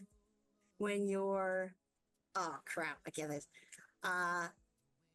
You know, when your grandmother calls and tries to tell me about, you know, my sister's kids, I can say, my Kelly is valedictorian. My Kelly is giving her speech tonight because she is the smartest person in her class. And then I won't. You know, Ricky's smarter than me. If he were smarter than you, then he would be first. But knowing how to work hard is smart. And so he doesn't work as hard as you do, so he's not as smart as you are. He doesn't have as many reasons as I do to work hard. That's all. But he's gonna be a doctor. He's gonna go to Harvard Med. If he can get in. Is he in yet? Have they accepted him? Is he still on the waiting list? Oh, sorry, you probably wouldn't. Sorry, I'm being all competitive. God, I feel like my mother. Oh, I'm, just hope you don't be like your mother someday. I'm in competition with Ricky, but he is smarter than me. But that's okay. Mom, I know you're worried. You guys are worried about money and you're worried about school, and I know it's really important that I go to school. I just want you to know that after graduation, I am going to get a part-time job and I'll try to help out around the house with money a little bit. At least until I can transfer to a 4-year school. Okay. Well, you know what, honey? I'm hoping Mrs. Smithers thinks I stand a pretty good chance of being able to earn scholarships by then. So good. I'm glad she's working with you. You've found a lot of good men. There are so many good women in your life. I'm so proud of you. Oh my God, that Mrs. Snyder. Oh, she is wonderful. And Mrs. Smathers. And you just have so many. Sorry, I've got my cat here. Mom, have you talked to Alex lately? Yeah, I called the other night. He's doing really well. I think he's going to be, I forget they're transferring him soon. I forget where he said he was going. No. He told me that he wasn't allowed to tell me yet where he was going. So, yeah. So I don't. Can come home for my graduation. I know he was hoping to, but I just don't know. And again, like, no site check. You can read your mom like a book, and she has no poker face I already know whatsoever. the answer. I'm just and just like, yeah, I don't clean think it up so that Anna hears me keep holding up my end of the bargain. Nice. Yeah. No, I guess we'll just have to wait and see, honey. I really hope so. So, okay. All right. So what are you and the boys doing tonight? What are you doing? Where are you? We're finishing up the game, and it's going to be the usual group, and we're going to be at Brandon's uncle's funeral parlor thing. That's an interesting place to play. Although, it's for the creep factor, Mom. It's just silly. Because isn't this like vampire gamey or something like that? Right? Kind of. We're fighting monsters and undead creatures and stuff, and so it's just really for atmosphere. But it is cool because it's the finale. Yeah. And I feel like embarrassed when I talk to my mom about the game because she doesn't get it. Like, she doesn't get it, and not even at all. It's a part of me that I only let show with these people, and it's my escapism, and my mom doesn't know about that. I have to hide all that from her, so she just she still thinks it's kind of like a board game. It's like, how can you do those interesting things with like a Monopoly board? I just don't understand that, but okay, that's good. And I tried to tell her that we tell stories and we act out the characters verbally, and I mean, it goes way over her head. She just doesn't. No, she doesn't get it. She doesn't understand why you would want to. She probably doesn't watch any fiction, read or watch any fiction movies on TV. Just like early reality shows and cooking stuff at this point in her life. Yeah, and there's so many things. I mean, and she was the oldest of like X amount of kids, and so a lot of like when she was your age, she was she was taking care of her like 7 younger siblings, and so that's why she really works hard to make sure that you have time to do things.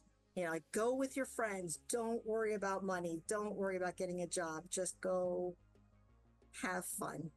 But I know, I respect my mom's, even though like I have all these mixed feelings and resentments about they thought I ran away and everything. It's very important to me, and probably actually feeds into the my desire to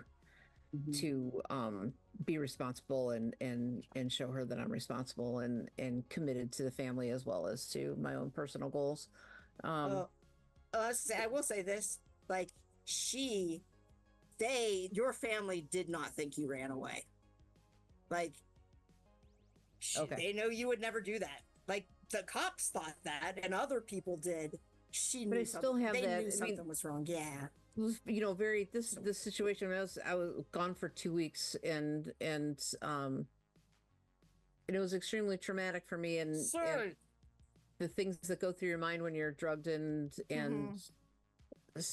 deprived of sunlight and all that stuff. Even though they say that, I don't feel that way. I still feel like I have to prove myself, and like I feel like my mother is just saying that because I have such deep-seated insecurities about everything, because I don't even trust my memory of it, even though we talk about it from time to time.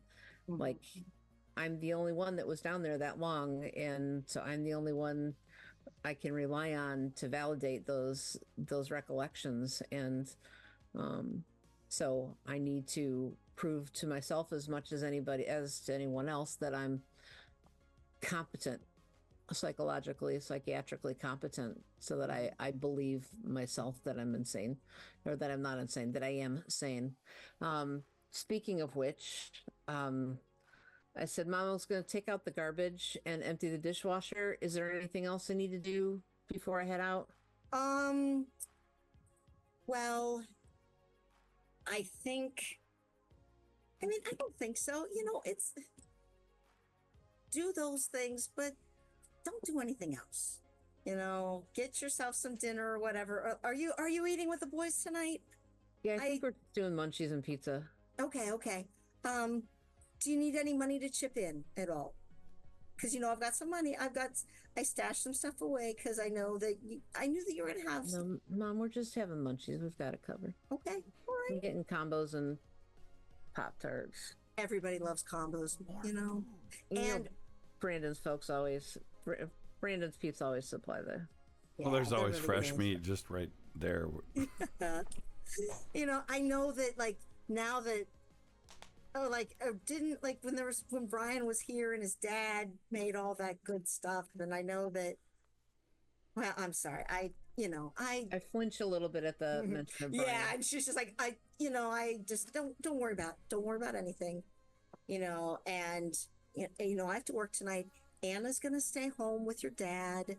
Okay. They're just gonna, I don't know, there's some movie on Channel 6 tonight. I don't know what it is. Some like spooky movie. I don't know. But she will not bug you. So you can go out and have fun with your friends, okay? Thanks, Mom. And then of course I do 5 or 6 extra chores because I feel bad.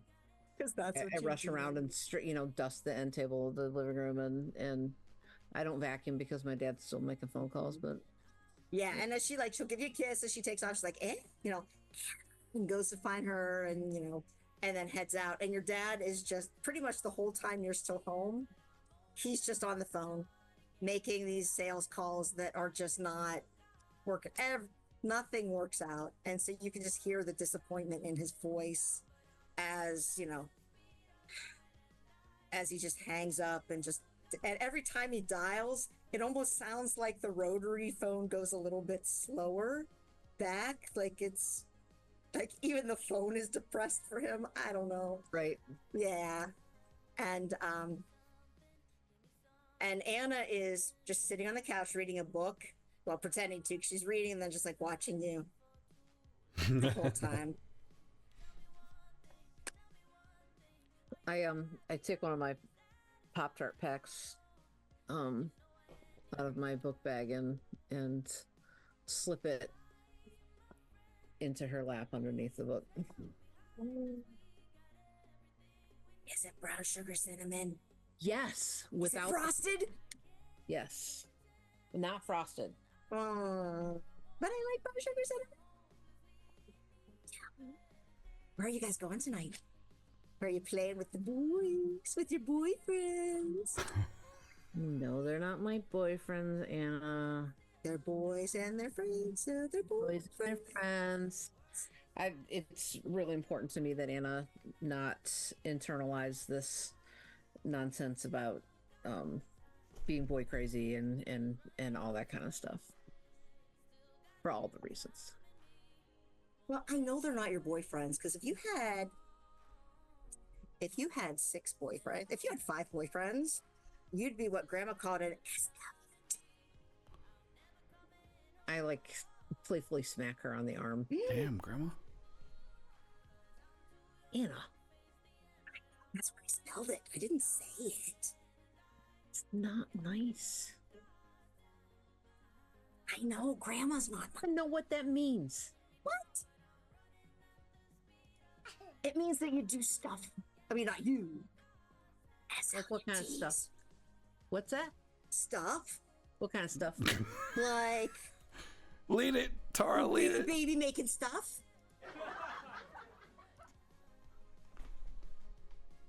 Tell me, come on. Details. Oh, come on, show off. So, when a boy and a girl decide they want to make a baby, and they love each other, and then they kiss, and then they rub each other, and then he pees into her belly button, and that's how you make a baby. That's kind of how I heard That's it. exactly right. Got it. I mean, that's what Maria told me. Because, Mom's not going to tell us anything. All right, tomorrow we're going to go to the library. Oh. And we're going to look at some books. But we're gonna go to the library together. Yes, I'll take you to the Okay, I'll library. go. Yay! All right. So where are you playing tonight with your not boyfriend? Playing at the funeral home. Spooky. Oh, that's so spooky. Are you gonna play with a ghost? Or Hope so. Hope so. A dead body? The guys keep joking about it, but I hope we're not. You're not gonna use teeth as dice, are you? That's kind of gross. No, that's a cool idea. Plus, I don't think they roll well because they have that root. Who cares? Okay. I don't know that Sam's telling us what he really rolls behind that cardboard screen anyway. Sam lies. Fibs. I think it's a fib. It's a white lie. I'm sorry. He tells stories. Yeah, maybe. I think Sam is kind of cute. You think what? I think Sam is kind of cute. And I'm almost as tall as he is. I mean, compared to the others, they're all tall. Poor Sam. Sam's a nice guy. I know. He tells stories and he's very nice to me. So before I head out, I'm gonna, while she's sitting on the couch reading her book, I'm gonna rig up a little ghost in her room, like with some string and a pillowcase, and I'm gonna put some construction paper eyes on it, and I'm gonna make it so that when she closes her door, it floats down. Oh my God, you're the best sister. Oh my gosh, that's awesome. All right. Oh. Whoa! Oh God. I'm driving. You're home. The one thing that Lou is he's never alone. Mm-hmm. And he drops them all off, and the last one, it's always the closest to his house. And Kelly's not far away, so I tell me what I see. I pull up in my van, I blasting something, and then I don't want to attract attention, so I turn the volume down. So your house is, just this house, like a 2-story house. There's a detached garage, and there's a set of steps leading up to a studio apartment above the garage. And the garage, you can't actually park your cars in the garage. It's all full of stuff, like Christmas decorations and your dad's workshop and whatever. And it's band equipment as well, right? Yeah. It's kind of shoved to the side. You live with your parents, and for the last year, your cousin Bob has been living in the studio apartment above the garage. Yeah. Your parents, Bob's parents, had their issues and they've just kind of disappeared. And so your parents have kind of taken custody of Bob. And Bob is, reminder to everybody, Bob is has been living in an institution pretty much his whole life, probably since maybe 5. And he's now 24. The last year he's actually been living, he was living with you guys in the house. And then after 6 months, he was able to transition up to the garage apartment because he was able to learn the skills to at least have a separate place with a lot of supervision. There is someone who, and actually there's a car in the driveway that you don't recognize, and you figure it must be one of his, I don't know, handlers, one of his counselors or supervisors that come over to check on him. They've now cut back to 3 times a week, but they come over and, like a therapist, to make sure that he is able to, turn on the stove and make himself a grilled cheese sandwich, without setting things on fire. Your mom has also quit her job so that she could stay home with Bob. Yes. Fudge. Yes. And so he is things have gotten a little tighter at your house I in mean, a lot of different ways, like financially, honestly, with space and- with government assistance and shit, like mom quitting her jobs so that she can watch him. I mean, is the lock still on the door on the outside, Chantel? Is it still like that, or no, they took it off. So they figured this shit out. So the social workers told him it's not okay. Yeah. He can't, like, the lock is off on both of them so that they can't lock him in, but also he can't lock himself in or lock people out. So it's a safety thing. All right. And God, I'm so sorry. Brent, if you need to, like, whenever you need to leave, I'm so sorry. Like, the last thing we're going to do tonight is Lou. And then we're going to have part 2. Sorry, this turned into, I don't know what this turned into. So improv for me is what it turned into. I'm sorry. I think he knows. Amazing. his priority, right, is it means something to be the transporter back then. You had the car, everybody depended on you. It meant something. So he's going to be hurried, but I think he needs to go see Bob. I think that's his first stop, because there's this reality that the social workers and stuff get, but then there's what he sees with how his parents treat Bob and how they benefit from government assistance and these other things. So he'll stop in up there. How do you think your parents treat Bob? Not well. I think they treat him like a resource. I think it's they feed him, they keep him alive, they keep him clean enough, they teach him enough. But I'm convinced that there's more, right? Like, fuck, Bob, like you could brush your teeth, but but then he had to go to the dentist, whatever. But they always benefit from Bob. They were happy to take him in, and they always fight about the situation. But at the end of the day, he's always up there over the garage. And, dude, this is where dystopian diarrhea was going to start its career, up here. And then Bob came. It's always fucking Bob. So yeah, I'm gonna go see Bob. Okay. And as you walk in, you knock on the door, I assume, like, because that's what you do. We have a special knock. Oh. In the elbow on the other side. Yeah.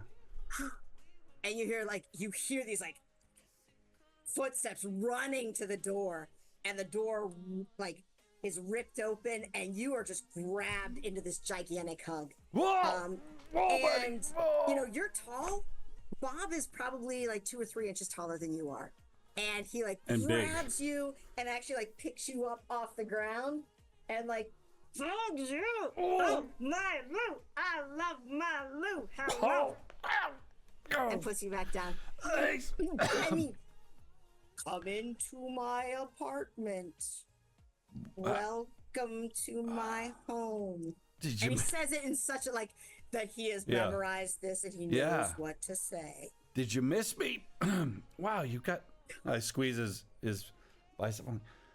You've been working out in the last 24 hours. God, Bob, you got to stop that. I close the door behind me and look around. Oh, I'm sorry, Lou. I have been working out. I've been getting big and strong. Sexy beast. Yeah. I'm not sexy. Well, come in. I mean, I don't think he's sexy because that'd be weird. But listen, what do you got going on? How are you? What's the car about?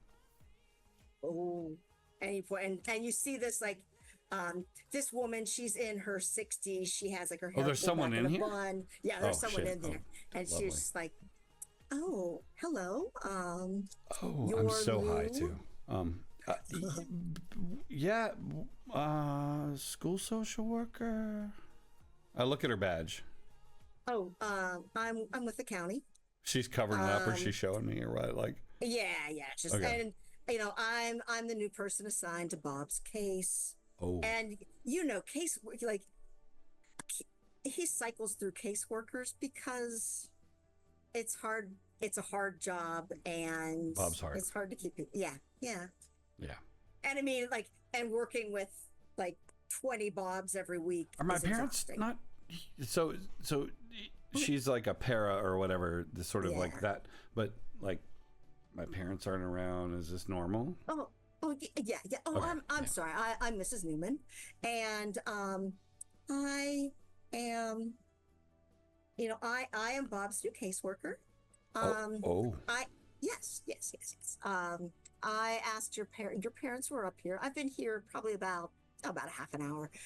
Your parents were here. They just went down to the house about 5 minutes ago. I asked to just have some one-on-one time with Bob, if that was okay. You're welcome to stay if you'd like to. I'd like to get a chance to talk to you. Oh, well, yeah. I mean, I am in a bit of a hurry, but let me just ask you something. Sure. Are you offended by the word cunt? I mean, I have one, so I guess I'm not. His eyes kind of light up, but he tries to stay steely. Mm-hmm. Because Bob, and she's someone like, because she's someone like, I've heard everything. Nothing is going to shock me. Let's go ahead. Because so the last one really hated the word.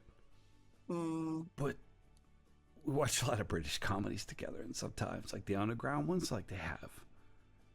So, if, Oh, so that's why he was like, "Oi, cunt!" When I came in, I was okay with that. it wasn't. I didn't pick I didn't pick the movie. Okay. I didn't pick the movie, to be honest. Yeah, that's okay. It was an indie zine that I got. It was this metal magazine. Long story, but the point is, you're gonna do just fine if you think about two things. One, he's not your robot. Okay? Okay. Bob's my guy. My guy. I've been here a half an hour, and I think he has said your name at least once every minute. And it's not because he's a retard. It's because we're really close. Like, he paints miniatures like you've never seen before. I was looking at some of his work. I'm really impressed with it. Yeah. Yeah, well, you need to tell them that. You need to tell them that he's going to be okay. Well, I mean, I will tell them that if I think he is, but I'm pretty impressed with what I see so far. He's not shitting his pants anymore, which is good. That is always good. So, I mean, what is Bob doing? Is he standing right over my shoulder, something weird? Because I would color. Oh yeah, he's just like, shit. And he's like standing there, he's looking at you, he's like so happy, like, don't you think she's nice? When I say he's not shitting his pants anymore, right? And I kind of glance at him, I guess like, I don't shit my pants anymore. See? No. Or anyone else's pants, right? Except for one time, but not anymore. Look. Right.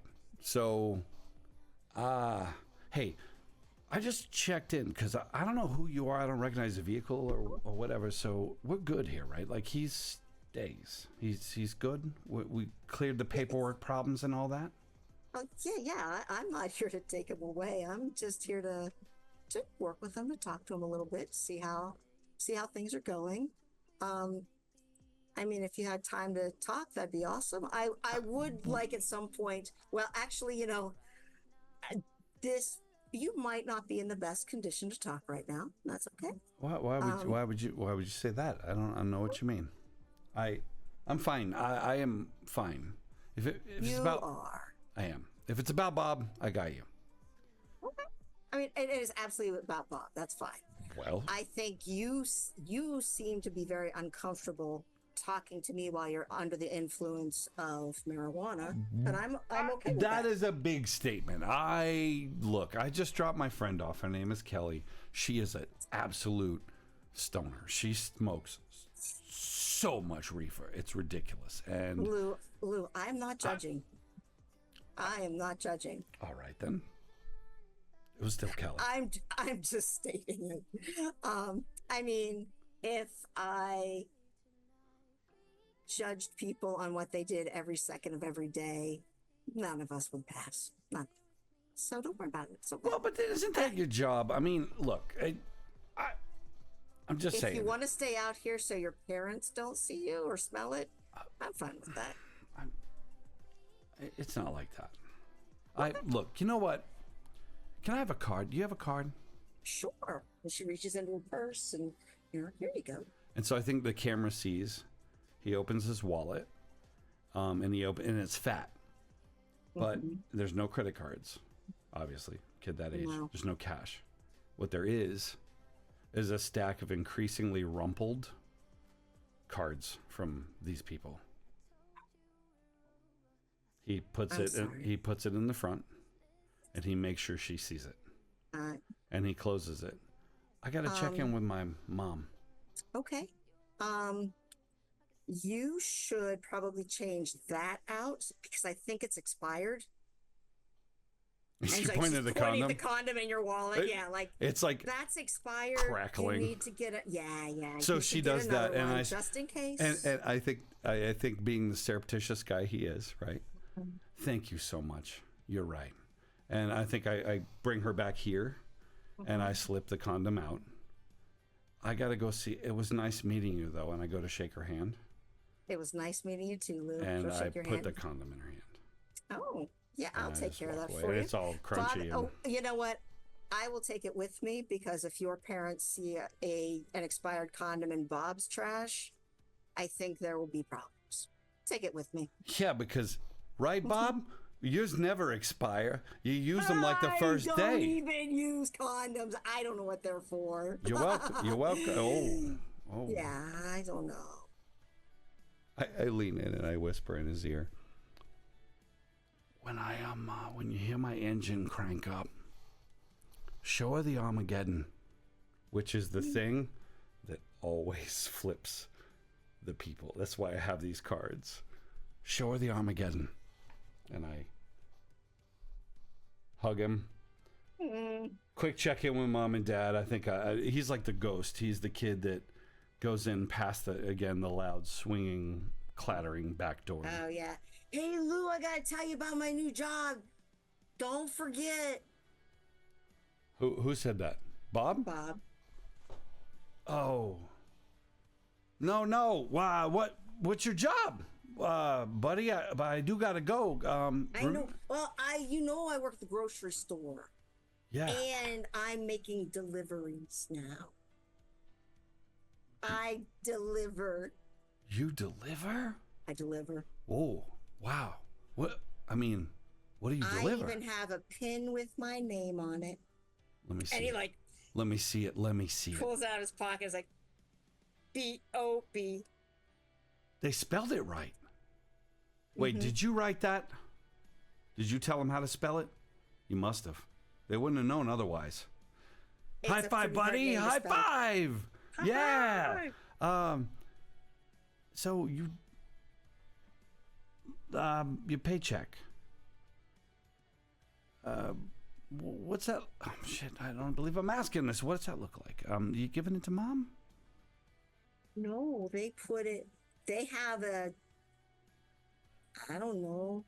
They say, hey, here's a stub, but we put it in a bank for you. I think they have a piggy bank there, and they put it in the piggy bank. Yeah, it's big. I don't know. It's a big pig. It's getting bigger every day. You're right. Good. I pat him on the shoulder. That's better, isn't it?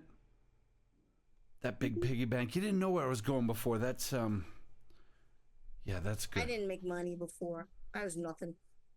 No, you've always been something. Something just wasn't right on the other side of it, you know? It's kind of like when my paladin character that one time had the curse. He was a paladin, but man, he had something going on. Think about that. Did he have warts? I sometimes get warts, but not on my dong. I don't get warts on my dong, no. Only on Fridays, huh? Only on Fridays. Is it Friday? And he kind of pulls out his pants. He looks just like, I don't have any warts on my dong. I glance away. Friday. Yeah. And Mrs. Oh shit, I forgot what her name was. She's just taking it all and just absolutely just observing it all, not even really reacting. Okay. Yeah. All right, you ready to do the thing? I get ready for the ceremonial departure high five ritual. It's a lot of moves, right? Wait. I gotta warm up. Oh, let me just crack my back and Okay. All right, hey miss, you're gonna have to look away because this is a secret thing that we do. Absolutely. I'll close my eyes. No, not you. Just gotta turn away as well. Okay. Let's see you back. All right, there we go. Hey. And nice that But she absolutely trusts this. Yeah. And like, yes, of course, I must do this. All right, here we go. Roll for initiative, buddy. Here it comes. Here it comes. And I go over to this table where there's the dice that he loves to roll. Who gets to throw the first swipe in the high five, and I let him roll the dice. Go. I think you Oh, win. wait, what die am I rolling? Did the right now. the 6, 1. yeah. Oh, D20. Shiz. Roll off. Oh shit, you're rolling. Damn it, Chantel! I wasn't ready for this conversation. Roll. Hang on, I'm coming. Multitask. Back in character. Boys, let's go. Woo! 9. What I got? Wait, is 7 bigger than 9? I think 7 is bigger than 9 because I'm bigger than you. And I rolled a 7. Depends on the system, you know. So there's this other system I'm checking out. It's called Call of Cthulhu. It's kind of it's cool new. It's like a scary thing, right? But check Did it they out. call on the phone? No, like low rolls are good. So no, All right. I'll talk to you later about it, buddy. But All right. you got me. So you do it.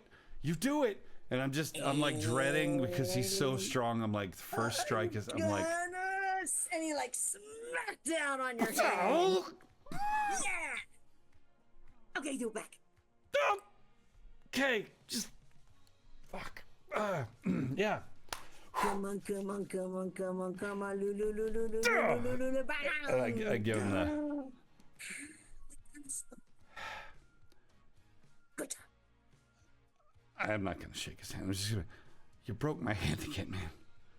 I'm gonna need to get a cybernetic implant, you know, like a robot Come here, hand. give me it. And he takes it and he kisses it. That makes it better. Yeah. Hey, buddy. I'm going to play D&D with the guys. Oh, fun. I'm gonna go. I got a girlfriend here, so you gotta go. I know you do. Yeah. Hey. Gotta go. Mind your. We lost one. Mind your. It's okay. Yeah. So I would excuse myself, and I think the ritual with his And you parents see him like he's waving out in the the window. window Oh of my the. god! Yeah, Oh god! totally, just like a bump.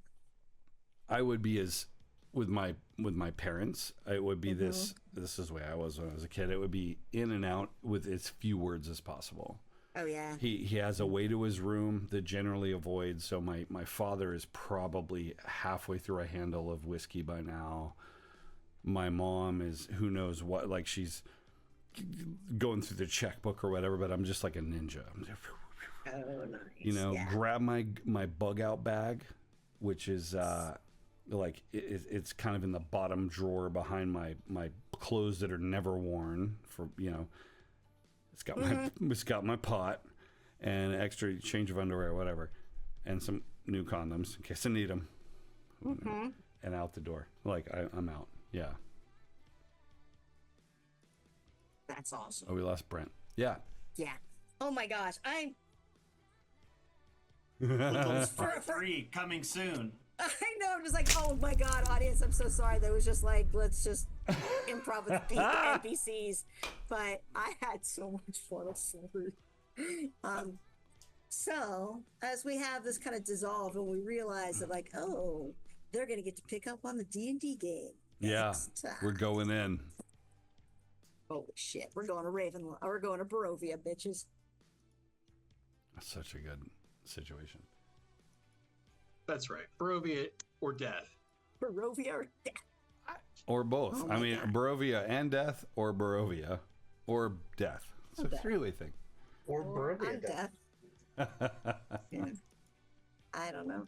Almost So I like guess this way. thanks, folks, for sticking with us or watching or whatever. Or we will we will decide on a time to play the second half of this. Yes, coming up in a couple weeks. So we've got a season 1, episode 0 of our Cyberpunk.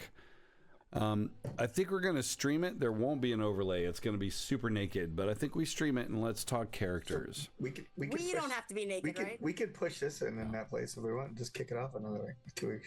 Whatever. Yeah. Gives we us can more do time. we already got it on the schedule, so let's That's just fair. push Let's it. do that. Yeah, yeah. So Sure. 2 weeks from now. Chantel. Okay.